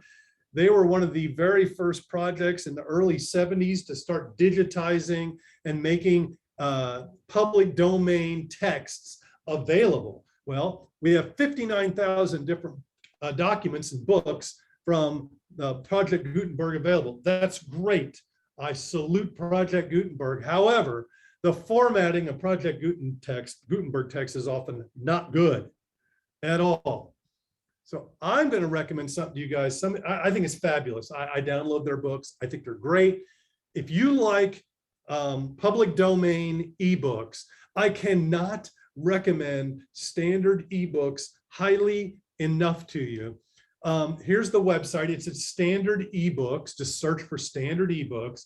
And what they do is and it's in the second paragraph, ebook projects like Project Gutenberg transcribe ebooks and make them available. That's great. Standard eBooks takes ebooks from sources like Gutenberg, formats and typesets them using a professional grade style manual, fully proofreads and corrects them, and then builds them to create a new edition with really nice covers, and it's all available on GitHub. And if any of you want to start work on any of these books, you can. They encourage it. One day when I have free time, I'm going to do one. I don't know what, but I'm going to do one of these because I've used these guys so much. I want to give back my time to help make it better. So, I mean, if you want free public domain ebooks, go here first. They have now they only have 600, but there's 600 really great works of art that I know you'll find something in here you'll enjoy reading. Why it's so slow? Because again, people go over the text word by word, they clean it up, they've modernized sometimes the spelling, sometimes not. They use professional typesetting styles and so on. So, and everything is kept track of in GitHub. If you click on one of these books, it'll tell you all the different upgrades and versions they've done, when they were done, why. This is a fantastic resource. Again, use it. It's great. Maclean's magazine is basically the Canadian version of Time magazine. 3,000 issues available to you. Popular Mechanics, 109 issues starting in 1902. So I thought some of you guys would definitely find this interesting here. It's pretty cool stuff. Guess what? You can also borrow books from the Internet Archive. If you go into Books to Borrow, that collection, there are 3 million books that you can borrow. And here's how it works. You can borrow books on either a 1-hour loan or a 14-day loan. The 1-hour loan is available if the Internet Library has only one copy of the book, and many of those would be in copyright. Now, the 14-day loan occurs if they have multiple copies of the book. Then multiple people can take those copies out, and each for 14 days. There is no wait list on the 1-hour loan. You can take it at any time. There may be a wait list on the 14-day loan. The 1-hour loan must only be accessed through the browser. The 14-day loan, you can use the web or encrypted Adobe Digital Editions. In addition, they recommend 2 other book readers that support these encrypted files, and they do that for the publishers so the publishers don't freak out. And for mobile devices, they recommend the Aldeco book reader and the Blue Fire reader, neither of which I've ever heard of, but there you go. And there's no limit on borrowing 1-hour loans. You can borrow 10 books on the 14-day loan plan. So if you're interested in borrowing books, there you go. This stuff is available to you to use and borrow. And I think it's absolutely fabulous that they're doing this. Now, you can also contribute. So if you've got books and you want to contribute them to the Internet Archive, you can. We can help digitize your collection in 4 steps. Non-destructive scanning. So you would donate the books. They will scan the books, and notice the price there, 12 cents. Now, I'm not sure if you have to pay that or they'll find a donation to do that. And then they upload, process, and then display the image, and they're now integrated into the Open Library. Okay, a couple of other things I just want to mention super quickly about the Internet Archive. You should create an Internet Archive account. It's free, obviously. It's doesn't cost you a cent. Well, it allows you to then upload content, and you can donate back to the Internet Archive. You can say stuff to your own library. You can borrow books on loan if you have an account. You can favorite items anywhere in the Internet Archive, and you can create your own web archives. Now, I would also encourage you guys to help the Internet Archive out, and there's a lot you can do. Number one, donate. Yes, a lot of rich guys donate, a lot of foundations and so on. But I believe if you use something, you should donate. I use Wikipedia, so I do donate to Wikipedia. I have donated to these guys as well because I use it so much. So, and we're talking $10. If you think you've gotten $10 of use by reading books or looking up articles or looking up old versions of websites, then donate a little money to these guys, $10, $20, whatever you can spare. But show that you care and give back to something you've used. I'm a firm believer in that. And the other thing is spread the word about what the Internet Archive has to offer. Give people the links to my slides here and tell them to go through it. As you go through it, tell people about the books that are available, the pulps, the images, the concerts, TV shows, certainly looking up web pages and things like that. Tell people about this resource so more people know about it and they use it. So that's the Internet Archive. I am willing to take questions now about this. I hope you guys learned stuff. Ask questions, tell me what you learned, tell me what you found interesting. That's I'm a open now. bigger rabbit hole than YouTube videos. Can be. I'm gonna need to get more storage devices. Scott, everything you showed us was in English. What about other languages? They have tons of stuff in other languages. Tons. They have collections of like Persian literature, foreign television shows, German TV. I mean, they've got stuff in any, they want it in any language. I just focused on the English stuff because we're American and, you know, there you go. What about the dark web? Did they scan that? Well, they don't scan, I mean. Or whatever they do. They might, yeah, actually, I did see some dark web stuff. I don't know if they're scanning it, that people are providing it and things like that. But I did see a few mentions of the dark web. I didn't go look it up. But there's stuff there, I'm sure. Anybody else? Scott, this is Stan. I'd like you to mention something about acid paper. Well, Stan, you know, I don't know about your drug history, but acid was taken on small pieces of paper. That's true. I'm kidding.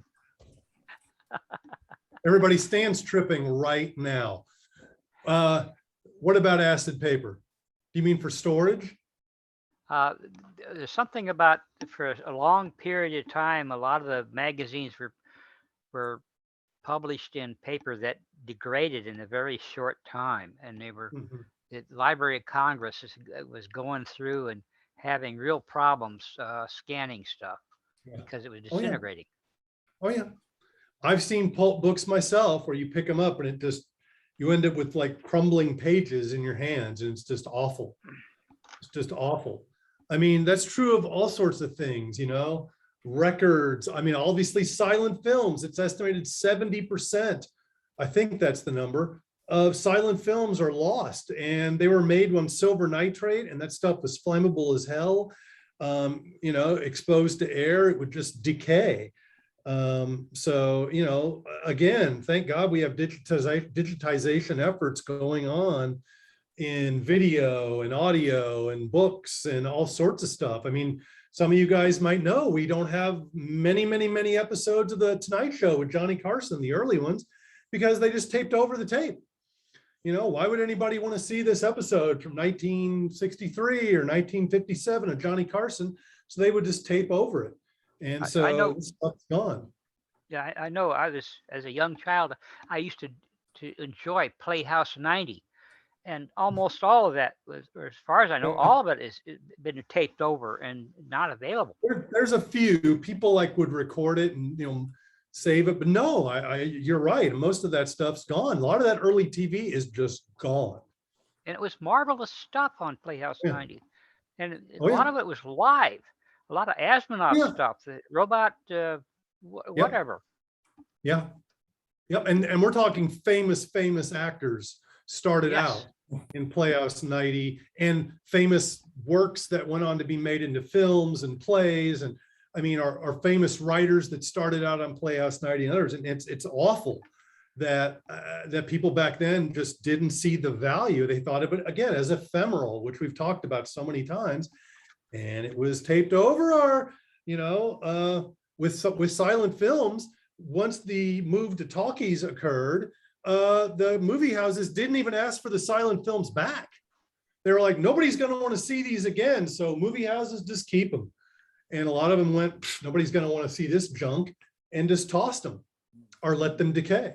And so well, they're gone today. I remember in the late 60s, where is it? Hang on just a second, please. In the late 60s, Channel 9 had a series called Silence Please, where they showed all these clips of the silent movie era. Some fantastic stuff, and stuff that I had not been able to find anywhere. With so hopefully I'll find some of this stuff again on the archives. Yeah. Now that you showed us how to find stuff, I think you'll have decent luck. You know, but again, tons of stuff's lost. Yeah. And I mean, collectors are still looking for stuff. Every once in a while they'll find something in somebody's attic, or, you know, buried somewhere, and that's great, but you know, it's sad. Does anybody else have a question? Yeah, what I want to know is where do you get all your energy? Drugs. Because I'm excited about this stuff. Yes, it You know, shows. It this shows. stuff to me is really cool, and I think it's just amazing, and I want everybody to know about it and be as excited about it as I am. So yeah, that's where it comes from. I'm not sure I can handle it, but thank you. I really appreciate this. No problem. Do they Anybody have else? What's that? do they have high school and college yearbooks? I have no idea. That's a good question. Yes, they do. I just happened upon that looking through there. They do have mostly college. Man, that would be a great thing to scan your high school yearbooks. There, this is Stan. There are sites out there that actually specialize in high school yearbooks, but they unfortunately are expensive. Yeah. They want money for the. And see, if people access. donated their high school yearbooks to the Internet Archive, they could be available to everybody. Right. I got a question for you, Scott. Yes, sir. What does this have to do with Unix, much less Unix users? Well, these are Linux people. Okay, that explains everything for us. There you go. The reason is because this isn't just about Linux, it's about technical matters and other things about technology.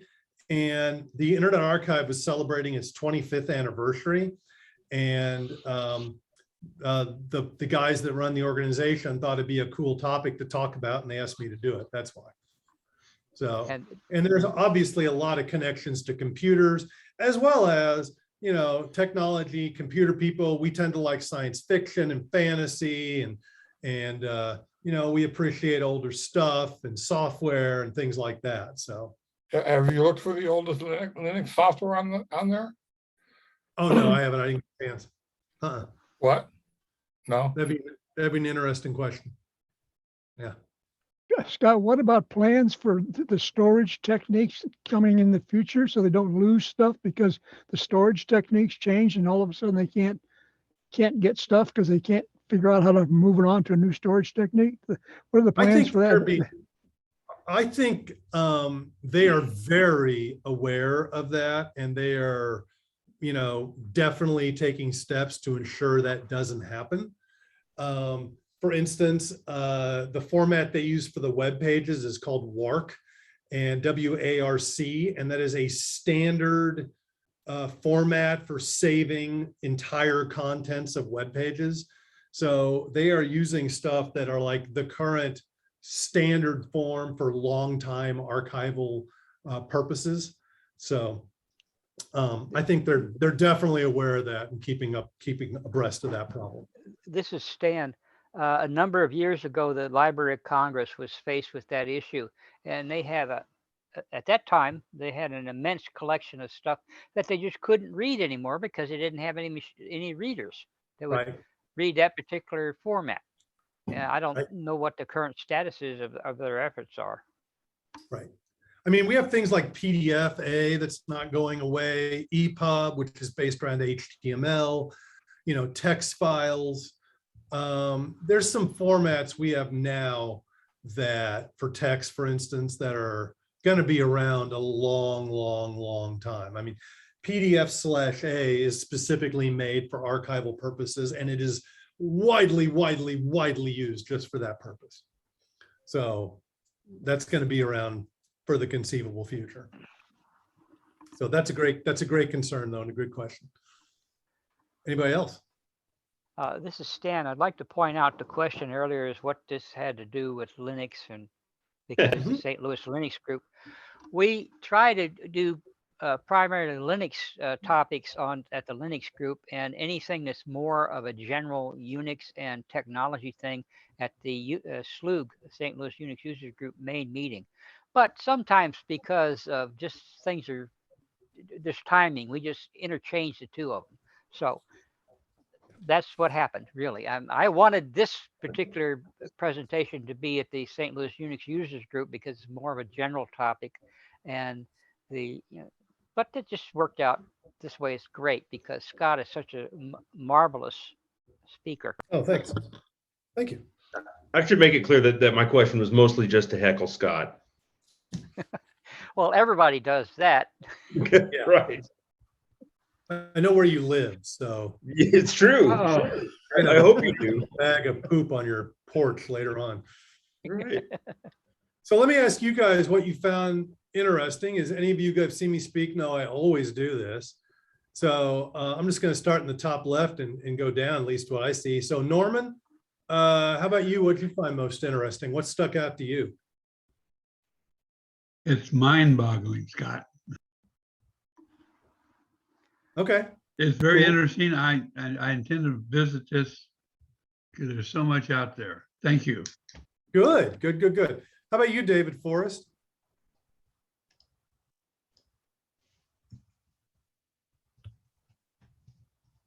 You ready to turn on your mic?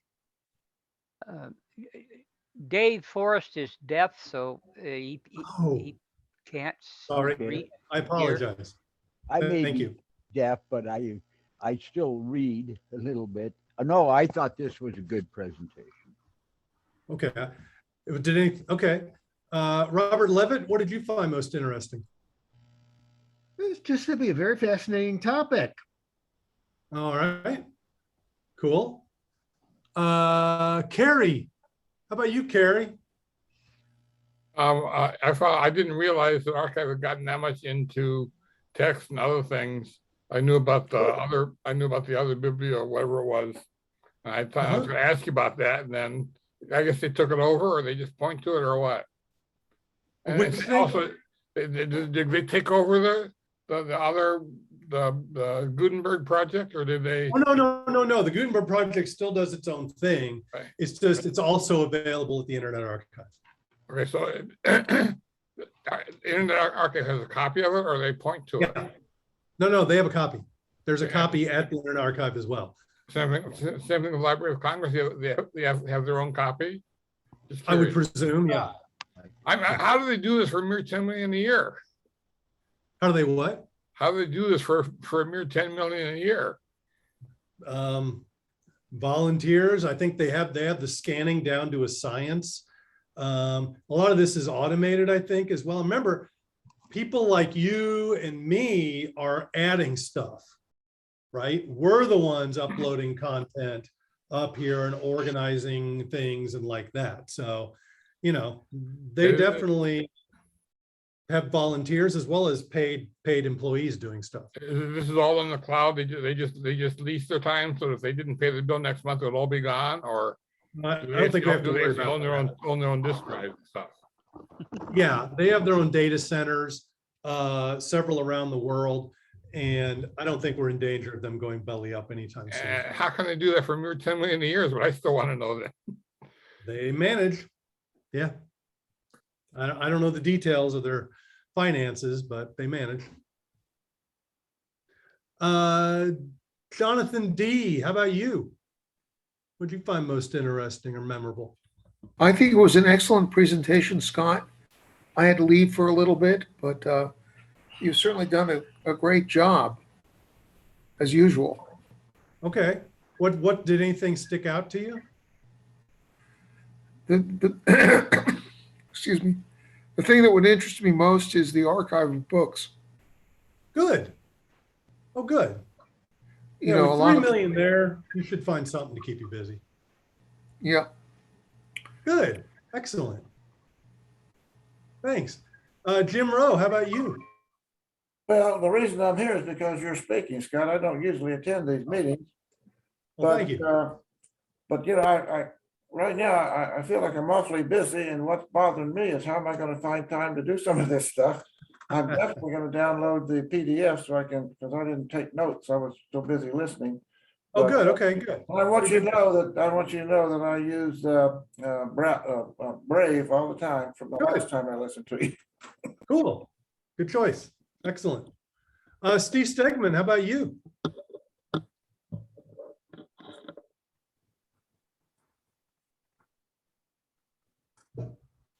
Steve, there you go. Yeah, I have to echo the previous commenters. I don't see how they do it for that budget. It just seems miraculous. I'm glad they do it. I just don't see how they get it done for so little money. Yeah. Well, I think automation plays a big part also. Probably something, but Yeah. somebody's got to be watching over it anyway. Is this, Well, is this Brewster stored Cal on, does. is this stored on Go ahead. screen discs or on optical discs, or how's it stored? You know? Hard drives in the cloud, to my knowledge. Okay, well, that So was it's my all- question. It's in the cloud, so I mean, it's not their cloud, so if they don't pay the bill, then it all goes away overnight. Well, no, because as I said, they have data centers. And again, there's no danger of them not paying their bills. That's not going to happen.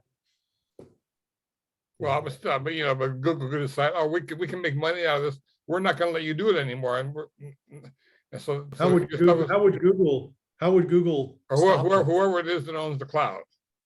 Maybe Say, we're not Amazon. gonna sell you time anymore Why would a company that's in the business of cloud servers and data centers? because we're gonna take it over and we're gonna charge people for this, 10 cents a page. Then they'd go find another cloud provider. That's not a concern. I mean, Cloudflare would do that. You're saying they're not, when you say the cloud, you're talking about kind of a generic term. They're not a specific service provider or anything like that. And you don't know specifically where they have all their data stored. No, but they might actually own the storage devices and whatnot. Right. Yeah. So, but I'm not concerned that, it's not a concern. John Steinmeier, how about you? What'd you find most interesting? Yeah, well, I mean, there's so much there. It's really hard to tell where to start, but I'd probably start out with some fun stuff and go way back to some of the old radio programs Excellent. and stuff like that. So that'll be kind of a fun place to start. I'm glad. That's really great. Yes, Cool. and appreciate your presentation. Oh, thank you. Robert Hanson, how about you?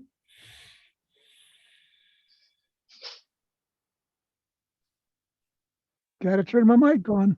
course. One, the immensity. Number two, I'm interested in their search technique and how they store all this stuff and back it all up.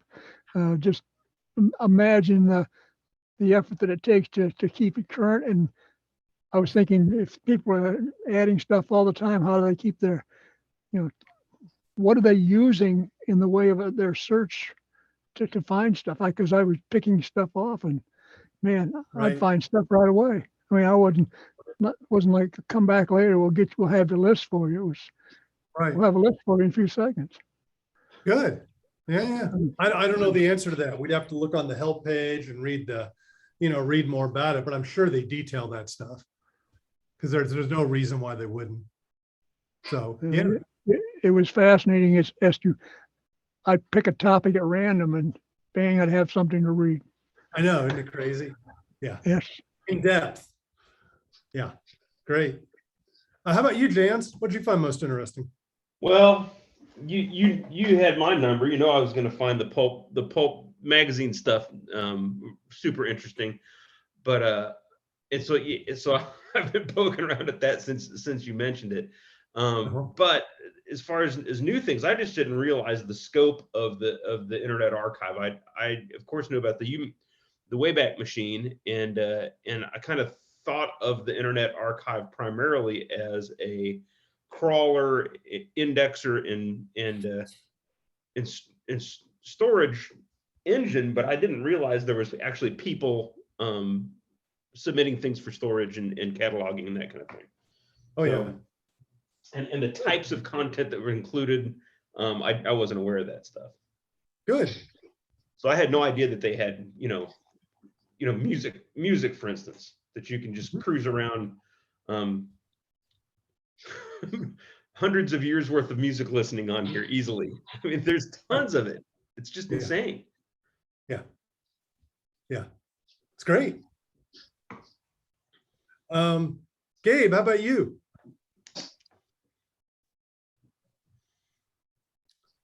you can get his mic. I think it's interesting how the how there's a bunch of stuff saved from formats that are no longer in vogue, like silent movies and radio shows. Mhm. I think it's important that those are preserved, and it's cool to see them. Good. Are you going to check any out? Yeah, I think so. Not sure which, not sure when, but Well, at least you know about it. Mhm. Good. Wayne, how about you? Wayne S. Yeah. Thanks for the presentation. It's very well done. Absolutely. I was just totally impressed with the sheer magnitude of stuff that was on there. Like I said earlier, that's a real rabbit hole. I'd love to go through and see it all and capture it all, but you know, I'm just going to have to specialize in the things that interest me the most. But Yeah. I have used the Wayback Machine from way back when in the early 2000s. And so I have used it, but I was unaware of how much bigger it is now than it was then. Yeah. It's really growing. It's kind of an exponential thing, I think. Oh yeah, yeah, yeah. When you say checking stuff, it's almost like just, you know, taking a measuring cup and dipping it in a river, because there's so much. Oh yeah. You're only going to get that little tiny amount out of it. I know. I wish I had more time. Yeah. Yeah, definitely. Stanford B, I don't think you said anything yet. First, I have to find the button. Yes. A very timely presentation, because we have a 4-day weekend coming up, and I had no idea how I was going to spend it until now. That's great. I've been clicking on the site trying to follow you and keep up. I just clicked on the link at the top called contacts, and evidently there are 2 physical locations, one in San Francisco and one in Richmond, California. So we're in no danger of losing this information until the big one hits and all of California falls into the sea. Yeah, except they've copied it to other places. One place I thought was cool was they copied it into what they call the Library of Alexandria in Egypt. So I thought that was kind of cool. Yeah, but they're headquartered in San Francisco. Cool. James Conroy, how about you? I don't think you've gone. I have not. Yeah, so again, it's the scale. I kind of wonder, do they spin up servers depending on the load? They have to, because of how much it uses and is used. Yeah. I'm sure somewhere out there, somebody's written up the back end stuff and how they manage all that. Somewhere surely has written that up. So we'll have to see if we can find it. I'm curious. I'll look it up and see, and I'll add it to this. So if any of you saw the one I did last Wednesday, I added a few extra things to it before I posted it, the links to Stan. So, okay. So I'll do the same on here, definitely. And Stan, I think you're the last one, I think.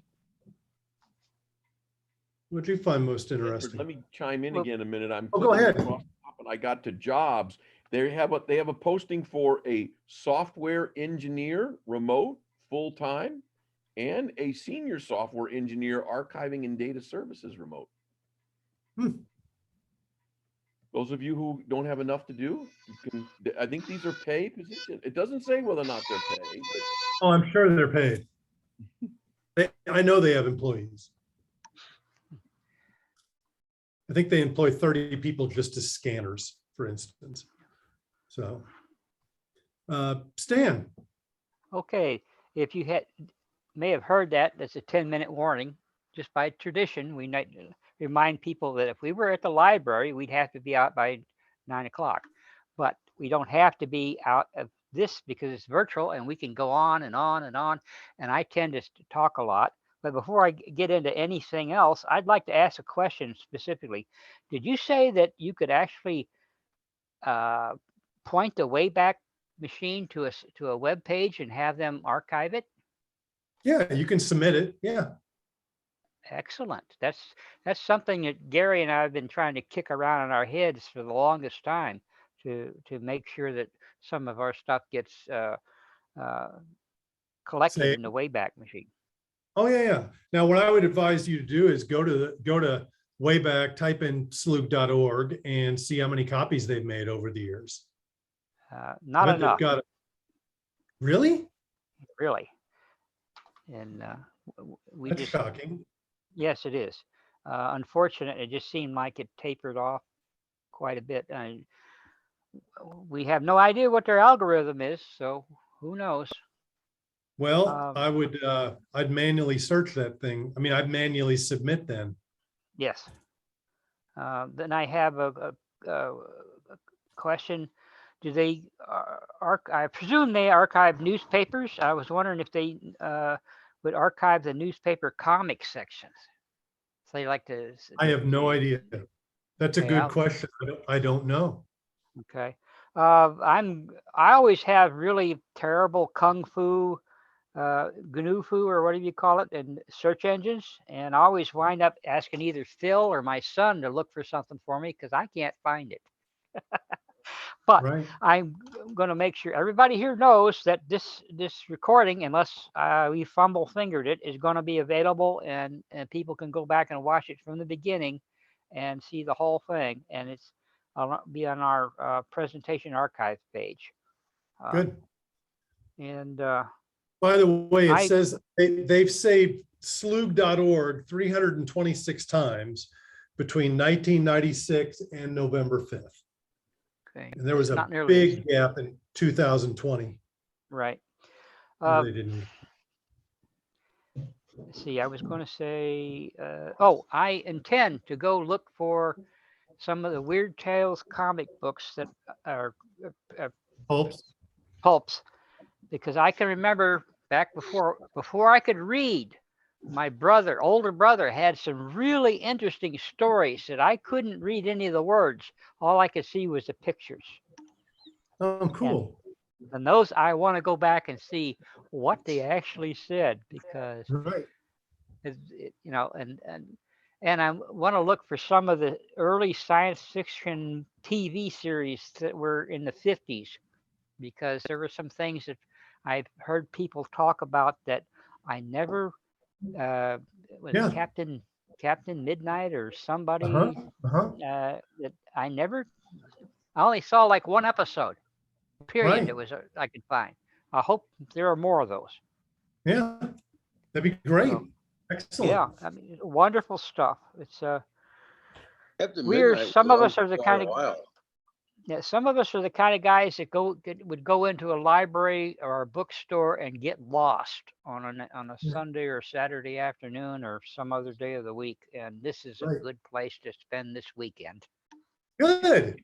Well, I'm happy about that. Thank you. Well, I think that's everybody. Did I get everybody? This is Stanford again. I switched. I use different internet browsers. Some of them work, some of them don't. And I just realized that I was using Pale Moon instead of Firefox, and the Wayback banner is all goobered up in Pale Moon. So I didn't understand what you were talking about. So I guess I'm going to have to use Firefox to get to the Wayback Machine. Yeah. Or go back and watch the recording we have done of this session. And Stan, for you, you're going to want to make sure you look up the children's TV show Diver Dan.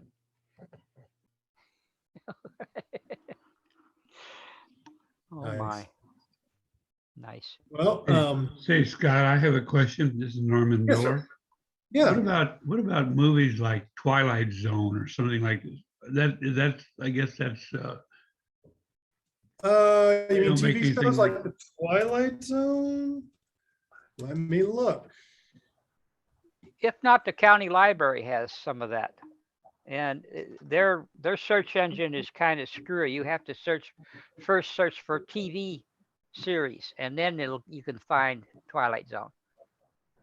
Okay, if you have to go to library. If you have to go to the library. Let me look up, I'm looking up Twilight Zone right now as we speak. Here we go. Search is sometimes a little slow. They.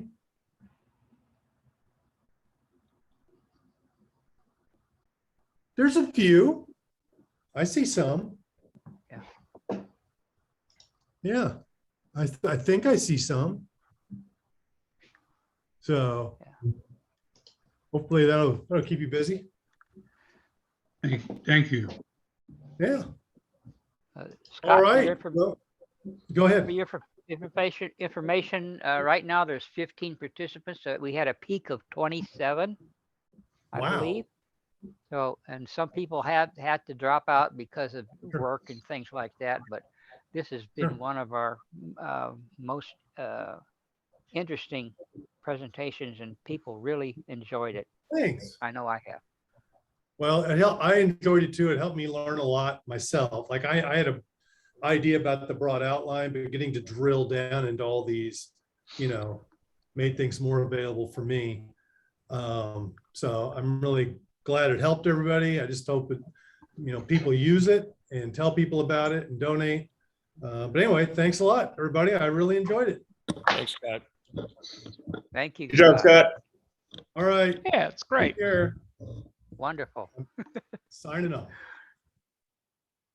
I shall quit sharing first. Yeah. Yeah, thank you, Scott. Oh, always happy to do it, guys. You know that. Yeah, Scott, you thanks so much. good presentations. Scott, thanks so much. Well, thank you. I really appreciate it. Yeah, it was fun. I always love speaking to my fellow nerds. Of course. See you guys next All time. right. Bye-bye. Scott, There I was we not go. able to watch last Wednesday live, so I was looking at our own STLLUG archives this week, watching your presentation on the M1, and I've already been telling all of my friends that they need to start attending your lectures. Well, thank you. You could tell them to take my classes. That'd be even better, so they wouldn't be canceled. Yeah, most of them are not in St. Louis. Do your classes exist online? Yes, they are more and more. I'm teaching a web development class at WashU that's going to be a hybrid. And then some of the classes I teach at Webster are online. They're getting, any college now, they're doing more and more hybrid or online. Now that everybody's experienced it with COVID, you're on the screen. Is that bad? Well, I'm just letting everybody Hello. Hello. It's not bad for us. We were getting tired of looking at somebody with no hair. Exactly. Hey, maybe if I stand like this, it'll look like I'm blonde. No. You don't understand. No, I don't. Scott, can I ask you a personal question? Of course. Well, how does Robin put up with me? No, a more academic question. Do you Yes, sir. intend to get a master's or PhD in computer science? Because you're Did such I a get knowledgeable. one? Do you intend? Oh, God, no. No, that's way beyond me. I got a master's in British literature and worked on a doctorate in 17th century British literature for 7 years before I quit that. So, no, if I was going to get a doctorate now, it'd be in communications. In communications? Oh, yeah. Because that allows you to talk about technology. What I'm interested in is technology and society and how they influence each other and, how we communicate. That to me is what's fascinating.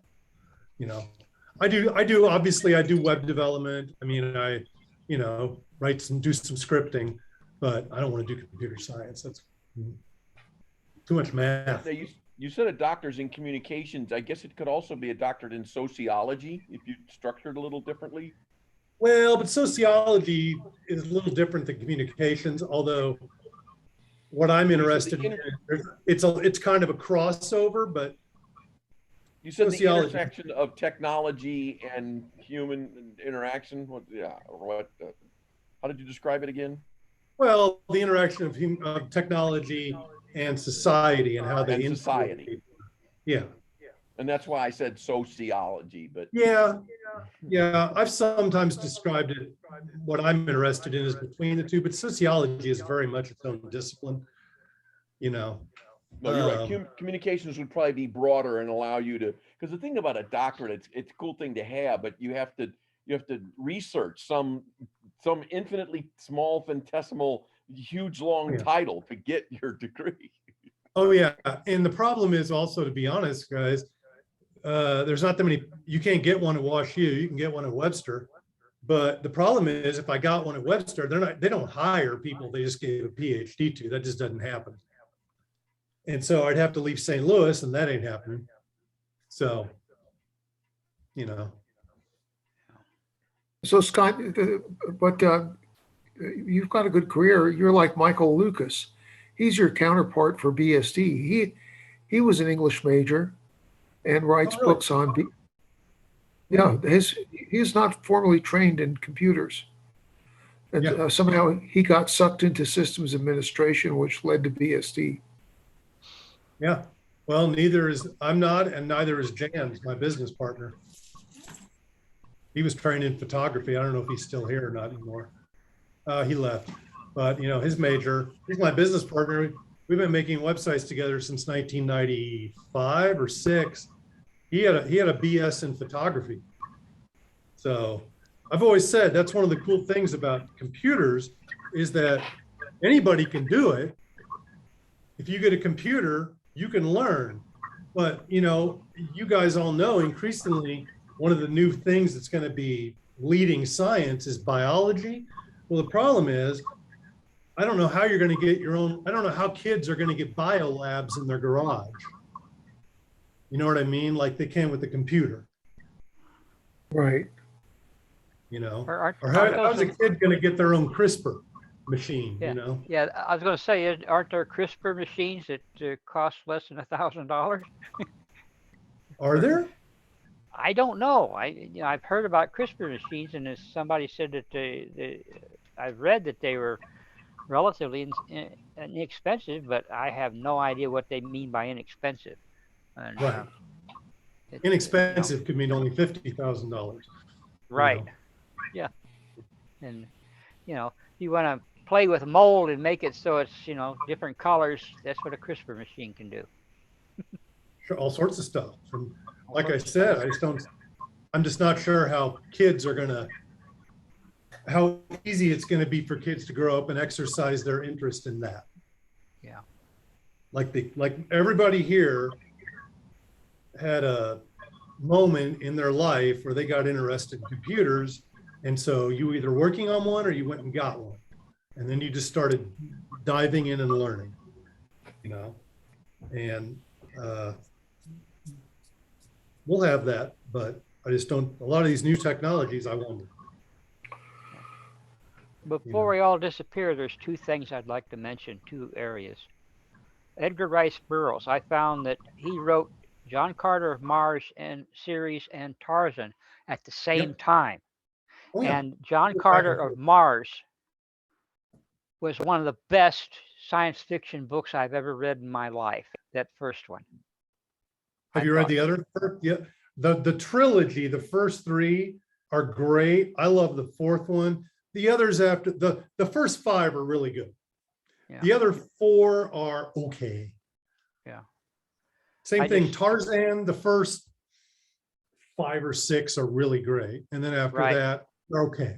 But I mean, I read them all. And don't forget, he also wrote At the Earth's Core series. He wrote 5 novels on Venus. He wrote 2 about the moon. He wrote Westerns. He wrote adventure novels, but he's most famous for Tarzan and John Carter. But, you know, I have read every book he ever wrote. I own every book he ever wrote, all 180 or so, when I was a kid.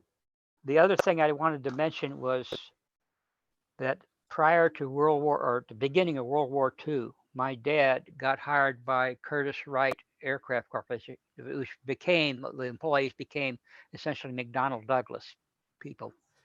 And at the time, he was hired a weekly salary of $40 a week. And my family thought he was lying. Nobody made $40 a week. You're lying. And that was right before at the beginning of the World War II. So, That's pretty funny. $1 an hour was the pay scale that was everybody wanted. Of course. Wow. All right, guys, I'm starving like Marvin. I'm going to go eat. Thanks. And I look forward to seeing everybody again. Let me know. Okay, Thanks. Scott. Have a great night. All right. Bye, guys. Bye. Wow, guys, that's been great, hasn't it? And It's been great, Stan. This is a great thing that you and the SteerCom offer. well, we've been lucky, practically everybody that shows up at our meeting could do a short presentation on almost any little bitty thing to fill in time, and would be useful to the absolute beginners that show up. That's why we had the base session at the general meeting. But it's kind of hard for some people to get out of their shell and talk before others. They feel that they just can't do it. Well, when they don't really realize it, sometimes they can contribute quite a bit of information. Stan. Our Slack meetings are the same kind of thing. People can contribute there just by participating. And the questions are really appreciated by the speakers and other people in the room. Go ahead, Jonathan. So, Stan, I'm trying to line up some speakers for the St. Louis Unix Users Group or one of its satellite groups like this STLLUG. Right. What is your I see that Lee Lambert is left, but what is SteerCom's opinion if I get Deb Goodkin to give a That'd presentation? That'd be amazing. Really. Next year. So here's the people I'm working on. FreeBSD 14 should be out the beginning of next year. And I'm hoping I can get core FreeBSD member Warner Losh to come here and give a presentation on features of FreeBSD. And he's one of the chief guys doing this video compression business for Netflix. Right. So it would be somewhat technical. So I'm working on some other people, not necessarily BSD related, but right. Incidentally, Stan, don't be mad at me, but our fellow person Susan Hurst is going to give a presentation on her book to Semibug in February of next year.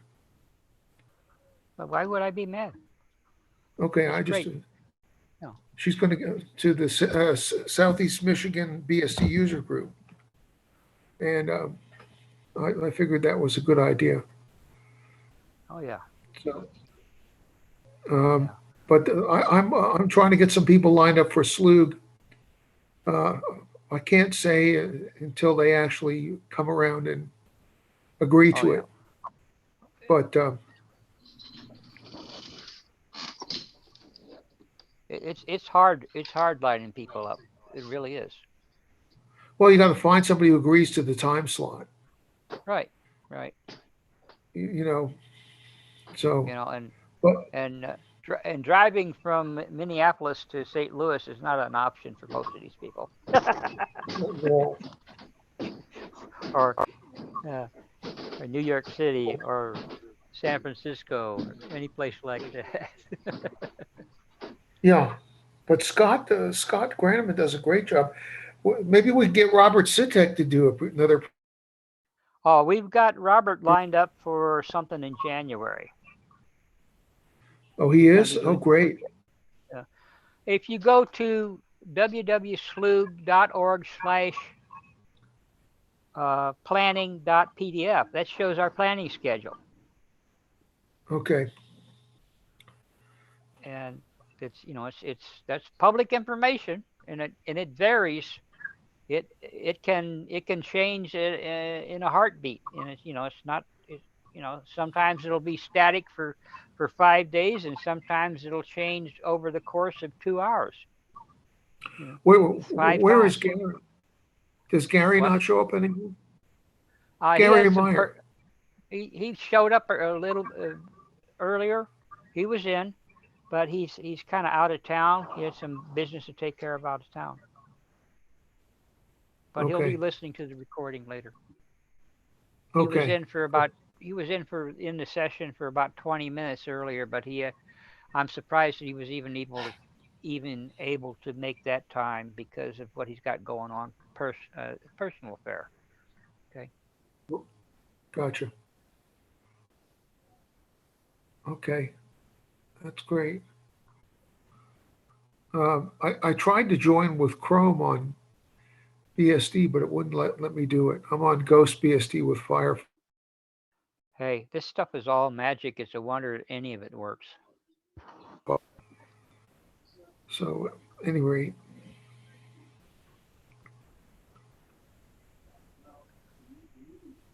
Any other questions? Steve Stegman, Robert Hansen, James Conroy. You guys ready for me to just fold up the couch or what?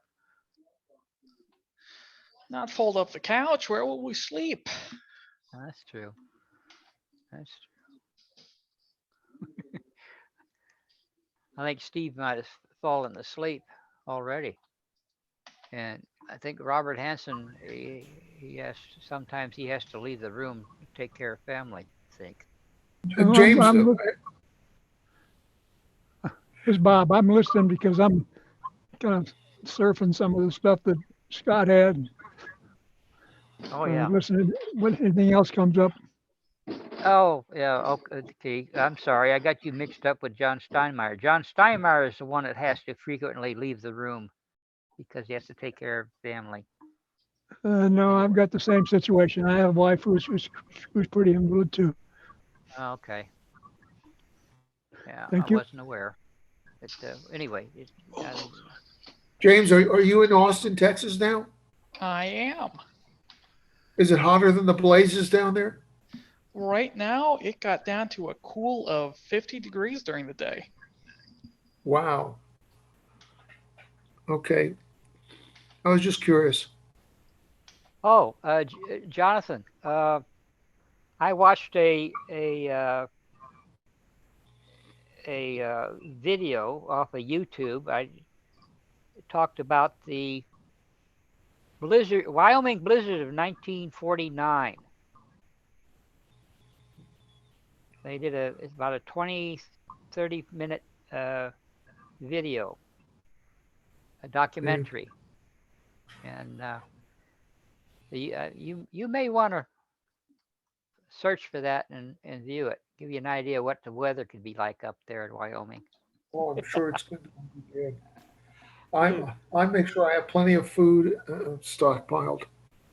Yeah, if it starts it starts snowing, and you can't see more than 10 feet out the door, stay inside. Don't go outside. No. Do not go outside. Actually, life in Wyoming is pretty nice.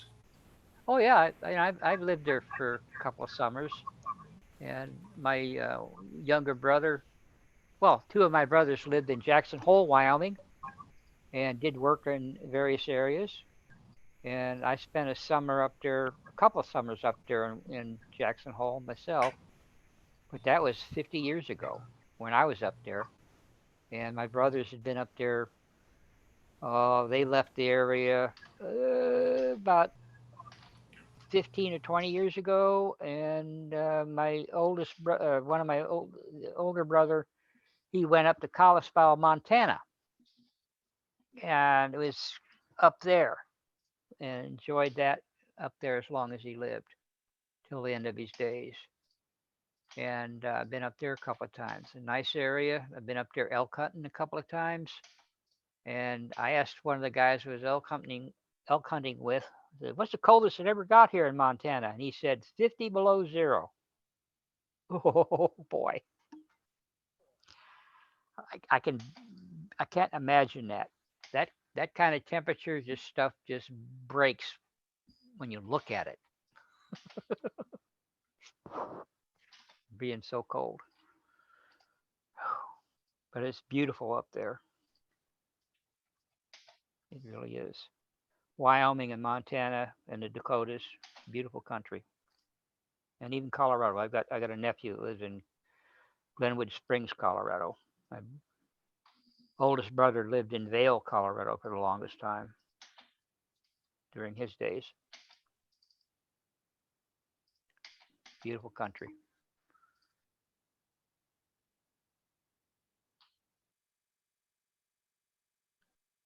Crickets, crickets, crickets. Dead air. Come on. A whole bunch of crickets and dead air. Mm-hmm. So, James and others, the few people that are left here, what's a good book on learning object-oriented programming?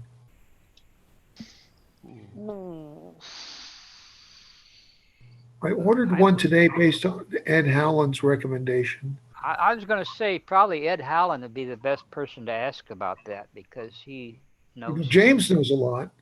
Yeah, I did comp sci in college. I don't remember any of the textbooks, and I'm not sure if I would recommend any of them anyway, if I did remember them. Yeah, Okay. a lot of that was in the right around 2000 time frame, and there were two major camps, and each one wanted the other one dead. And so each one came up with their own nomenclature for everything. And I learned it. A couple friends of mine and I learned it while we were working at McDonnell Douglas, Boeing. And most of what those two camps talked about was I don't know. There was nothing to it. They had nothing to them. Mostly theoretical? Well, I don't know. It just seemed like we learned it because we got a copy of Seafront, which was back in the 90s when there were no C++ compilers. And you would write C++ and it would translate it into C. And then you'd run that through a C compiler. I don't think there's a copy of Seafront floating around anymore, but maybe. But yeah, objects are just data structures. And it was all about naming. Well, there are data structures with methods. So you don't need to know specifically how the data structure organizes everything or it does everything. You just need to know, oh, it has this method that will sort it. Remember name mangling? The easiest way to see it was to look at Seafront. And what you saw was when somebody created an object, it was just a C data structure, a struct. And then there were the naming conventions, the methods for an object. That's one of the things you found out when you looked at Seafront, how it worked. It was just a matter of the methods that went with an object had their names changed to include the name of the object. So the names of these things just got ridiculously long, but the computer took care of all of it. You didn't have to know about it. But those two camps, and I can't remember who they were anymore. Most of the books were exercises in obfuscation, I thought.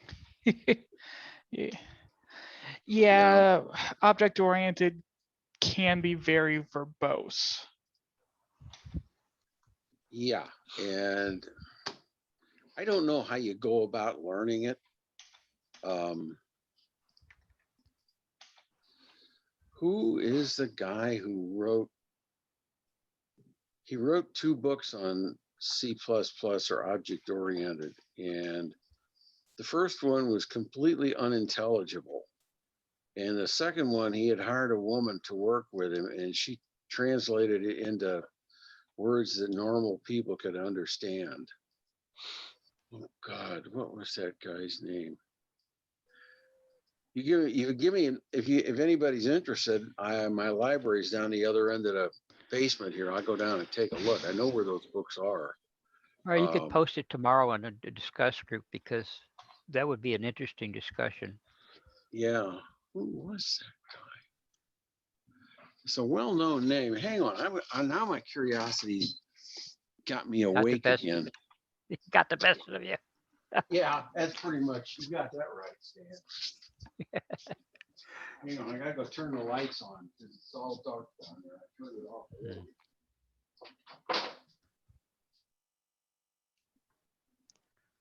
I'm going to avoid C++. I'm more interested in Ruby. I'm going through a book that Ed recommended years ago. Yeah. And Stan, yeah. But I'm excited. I found some Ruby scripts that will load and run TK widgets. Oh, wow. Okay. That's a useful tool. Yep. So write GUI programs. Yeah. Yeah. TK widgets, I'd classify them as semi-GUIs, you know. They're kind of a graphical text thing is what it amounts to. Stan, that is very true. The reason why I select that is I also have from years ago, Dr. John Ousterout's book, Tickle TK. And I went through that, although I don't use Tickle TK that much. And he has a very good description on how to create those buttons and windows and borders, you know, and so forth. And that's something you don't find on the internet, right? So you're right. It's more or less like TK is closer to curses than it is to, say, GTK. Is that what you were saying? Yeah, yeah. Oy vey, But- curses I hadn't heard of. Yeah. I haven't thought N about curses curses? in years. The one that people actually use? Well, the guy who invented that is Bjarne Stroustrup. Stroustrup. The same guy who did C++? Yeah, he's the the one creator who of invented C++. And he's got two books. The first one he wrote by himself. It's pretty much unintelligible. And the second one, Did he write it in Swedish? He worked with Margaret Ellis. And it's not a bad book. I don't know if I should, it's not really a learning book so much. It's not meant to teach. When did I get this book? Oh, God. Campus Bookstore, Wash U. 1991. It's not a new book. But None of the good ones are. yeah.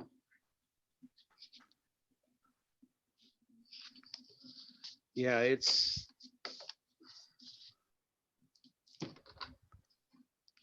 very instructive. If you can find a copy of Seafront and write some C++ and run it through Seafront, Seafront will rewrite it into C code. That's how that was all done back in the beginning. And when you look at it with C, it's all intelligible. You can see what's going on, and it makes sense. But basically, it's just structs, and each struct has private, well, I don't know private, but each struct has methods that go with it, function calls that go with it. One of the two camps, it took me the longest time to figure out. They said, "Oh, we're going to do message passing." And I was looking at seafront. I'm going, there's no messages being passed. What are you guys talking about? And finally, there wasn't really nobody to ask that question. And finally, I figured out that message passing meant function call. Oh, but the two groups had, they had to change the names because they couldn't use the same nomenclature the other group was using. That would have been just too horrible. And it was all stupid, but I don't know of a good book to teach that to somebody. I put the one that Ed Howland recommended in the chat. So I buy these things used through used bookstores, so I get them for like $6. Yeah, If they're no good. I posted it in the chat. Yeah, I'm just looking.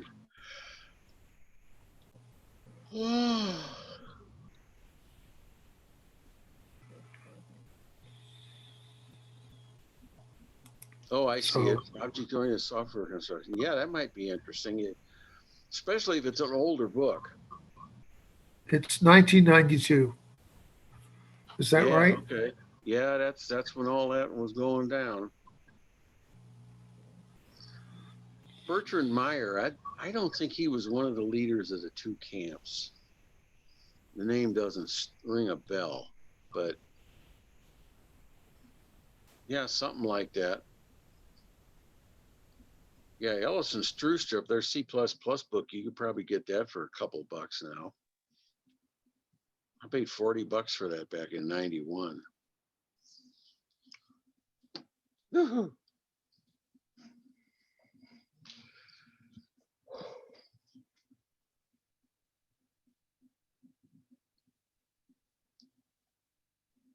This thing has been updated to the 4th edition in 2021. So I'm sure I got one of the older editions.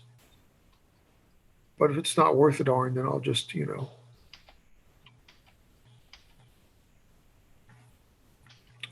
it to Goodwill.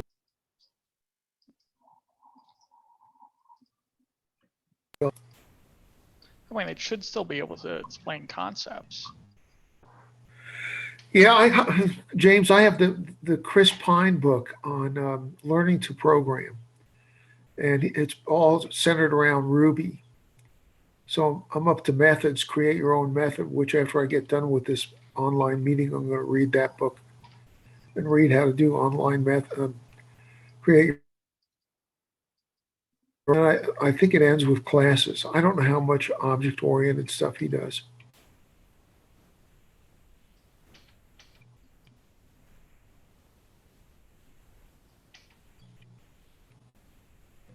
Then the other book I bought was all these are used, so I get them for like between $6 and $12. So the other one I bought was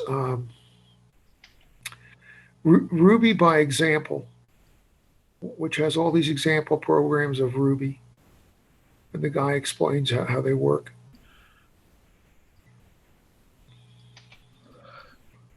What is Ruby supposed to do that no other language does? Steve, it's very easy to learn. It doesn't have a lot of gotchas. Like hard languages for me to learn are like C and C++. Isn't Right. Ruby kind of a generator thing that generates web pages? And It's a scripting language. Ed Howland was a big I know fan of Ruby. he was big. He was, and he's gotten away from it though. He's gotten away from it. Gotten away from it. He's gone into other things, I think. I think he's more interested in functional languages now. Right.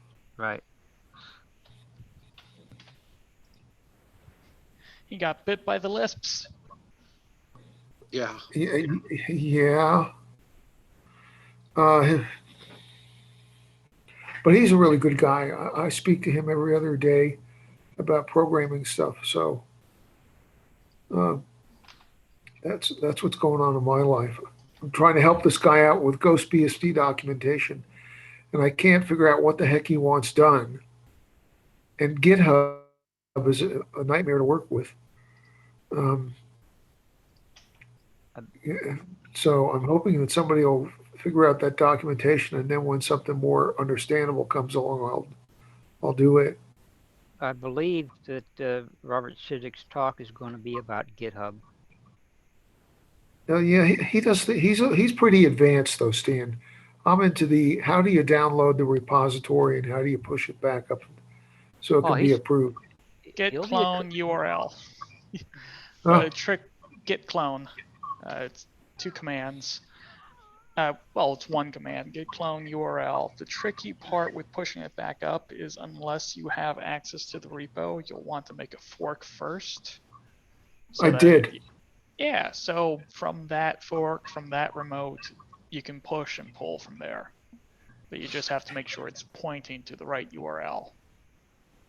Ed Howland talked me into getting a SSH key loaded up to them, and that was a task. And then you can't secure shell in. You can only push or pull to your computer. Mm-hmm. But that's how you do it. Yeah. So if you do it with the key, you don't have to type in your username password all the time. I do, James, because when I created it, it said, "Do you want to make a password for?" And I said, "Yes." Sure, you do the password for the key, but you don't have to type in the username password for GitHub itself. And if you really wanted to, you could go and unset that key from unset that password from your key. I hate to say it, James, but I'm really paranoid. That's probably a good thing. Yeah. Yes, you can reset that password to nothing. I could do that, Stan, but I mean, yeah, I just don't want... It's scary. It is scary. Hey, Stan, let me just say this. I haven't forgot about sending you the LibreOffice document on Ed's presentation of last year of Markdown. We're just adding more stuff to it. That's great. So we're going to add in the way to do a table of contents with Markdown. You have to go around the corner. You can't do it completely in Markdown. You have to use some HTML tags. Yeah. But Markdown is still a huge improvement over HTML. This is Bob Hansen. I was just trashing around on Amazon.com, and there's a C++ with Strusshaus and Ellis, and you can get them from other places for around $1 to $5. So if you're interested in just checking it out, for $5, it's not a big deal. Yeah. What's the name of that book, Robert? Can you post that in chat? It's called the C++ reference. If you go on to go to Amazon, Amazon.com, go to Amazon.com and search on C++, Ellis, and Strusshaus. Yeah, it's called, I've got it here in front of me. It's called the Annotated C++ Reference Manual. Yep. And it's $65, but it says, but you can get it at other places. You check on the other places, and all the other places, I've seen it as cheap as $1.50, and most of them around $5. By Ellis and Struss. Yep. By Ellis and Strustrup. Yep. Got it. Okay. Well, I know nothing about C++. And I know nothing about it either. I mean, all I know is I hear bad things about it is all. My opinion is for professional programmers like James and Lee Lambert. Those people can mess with that thing. If you don't make any mistakes, it's great. No, it's you're thinking about it wrong. Everybody is writing something that's so much simpler than C++. The thing about C++ is it has very strong typing. And what people don't like is strong typing because they're lazy programmers. Hey, I resemble that comment. Hey, I resemble that comment. am I right or am I wrong? The thing is, the strong typing keeps you out of a lot of trouble. Yeah. Any Lots of language that you can just arbitrarily say, well, I'm going to start, on line 7,800, I'm going to start using variable, Steve's foot. Oh, it's worse than And that. What I'm just going to use this thing and give it output and not actually know what the variable type is. Is it a string? Right. Is it a character? Is it a number? I don't know. Yeah, is it a real number, an integer number? And they But- just bring them into and out of and yeah, that's fine. Here. But if you're doing anything that's going to run to a serious amount of code, you can't do that. You're going to get lost and you're going to get all screwed up.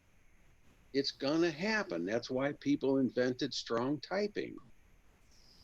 Is because if you do any kind of, anything of any scale at all, you're going to get screwed up if you don't have strong typing. I know people tell me, "Oh, you're crazy." Well, no, I'm not crazy. It's just I am terrified of languages that are untyped or, weakly typed. That just scares me. But that's what everybody's really bitching about with C++. You have to remember, oh, did I find that as an integer or did I define that as a real number? And it matters. It matters a lot because computers don't represent the two numbers the same way. A computer can represent an integer very correctly. It can't represent real numbers are not represented perfectly in computers. They're just not. And Steve, so it matters how you look at that. Steve. It really matters. Yes, sir. The thing is, C++ and C are performance, like package filtering. And so the way I evaluate these computer languages is I use the apps they're written in. So take, for instance, Python. On my OpenBSD, my file manager is Ranger, which is written in Python. It works beautifully. Okay. Well, it's got a slow startup time and preview time What's that, in my James? experience. It can take a while to start up. Not like minutes, but noticeable a couple seconds. Oh, I haven't found that to be a problem on mine. But then again, I have but Ranger is not bad. I mean, and it works. I mean, it gives previews of PDFs, and you click on the. It's written for Unix key bindings. Oh yeah, right. It works great. It's just that I have others I prefer more. Oh, I'm not here to criticize your choice. I'm just explaining. It kind of depends on what you're doing too. I mean, Ranger, Yeah, you're not. Ranger, you're not worried real out of speed and stuff like that. Yeah, there's no. I've always sorry, thought Robert. Go ahead, Robert. I didn't mean to interrupt. But I've always thought of C++ as you say, the strong typing, but it also manages the free space and stuff a little better than C does. You don't get memory leaks like you get in C. I mean, well, Steve's statement has some good points. The problem with C and C++ is, in order to manage your project, you got to go out there and you got to mess with memory allocation. Then you got to make files to compile the freaking thing. There's all this machinery that has to go on in the background to make these things. If the program is complicated, any modern KDE will manage the make files for you. Make files are not complicated; they just require some thinking. Again, people are lazy. Thinking is hard work. I'm a major lazy ass myself. I won't mince any words about it. I'm terribly lazy. But my original point was, here you have this nice program that's written in Python, so Python's able to deliver. So that's another language that I want to. Go ahead. I'm sorry. You still want to learn Python, yeah, but there is a lot of work behind the scenes on the Python language side that you don't see. For instance, they have issues with multi-threading, and so they're considering getting rid of the GIT, I think it's what it's called, which might mean, hey, we're on to Python 4. So yeah, it's really easy to just have, hey, it's a script, I run it with Python and it works, but it is worth learning, but it is definitely not zero cost. Okay. Yeah, it's Most of us don't write programs that are threading a lot. At least I don't. well, I don't know. I'm convinced that C++ is a superset of C because it can be reduced to C, which is what C front did before anybody actually wrote C++ compilers back in the 90s. But I don't know. I'm just always worried about quote untyped unquote languages or languages with automatic typing and things like that. You're just begging for trouble. And I really only write in C++, and it's, you know, if you're doing a simple project, it's simple to use. You don't have to exercise every nook and cranny of it. But it won't screw you up. One of the problems you get into when I was working on government military projects is these languages that do everything for you, they're not actually predictable. You cannot guarantee that it's going to do the same thing every time. They get into automatic memory management and garbage collection and that kind of thing. And most of those things, one of the reasons Java, it might be now, I don't know, but for a long time, Java was not allowed on military projects because you couldn't predict what it was going to do. You get right down to the short strokes. You could not predict what it was going to do.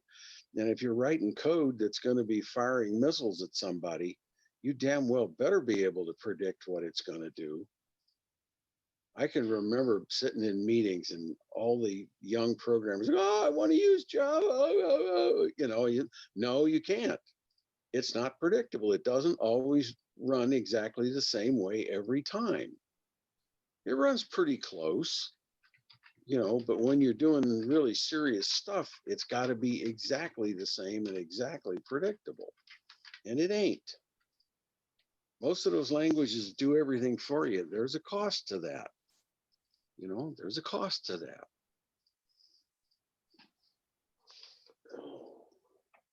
Most of those languages are written in C or C++. Virtually every operating system I know of is written in C or C++. You know, they do, like Linux, they don't use the crazies. They don't use the does it for you language because the more it's doing for you, the more thinking it's doing for you, the less precision there is. Yeah. And again, another point against Python, because apparently this is the bash Python night, but it has bad dependency management. It has several competing like package managers. You got pip, you got Anaconda, you've got Pillow. And if you want to write code, want to run a program that was written 9 years ago, good luck. Yeah, well, if you pick something that was written in C++ or C front, it still works. James, this is Stan. I'm going to leave now. Of note, the system is still recording the session. When you leave, it will stop recording. I think we can probably stop that there. Okay, go ahead.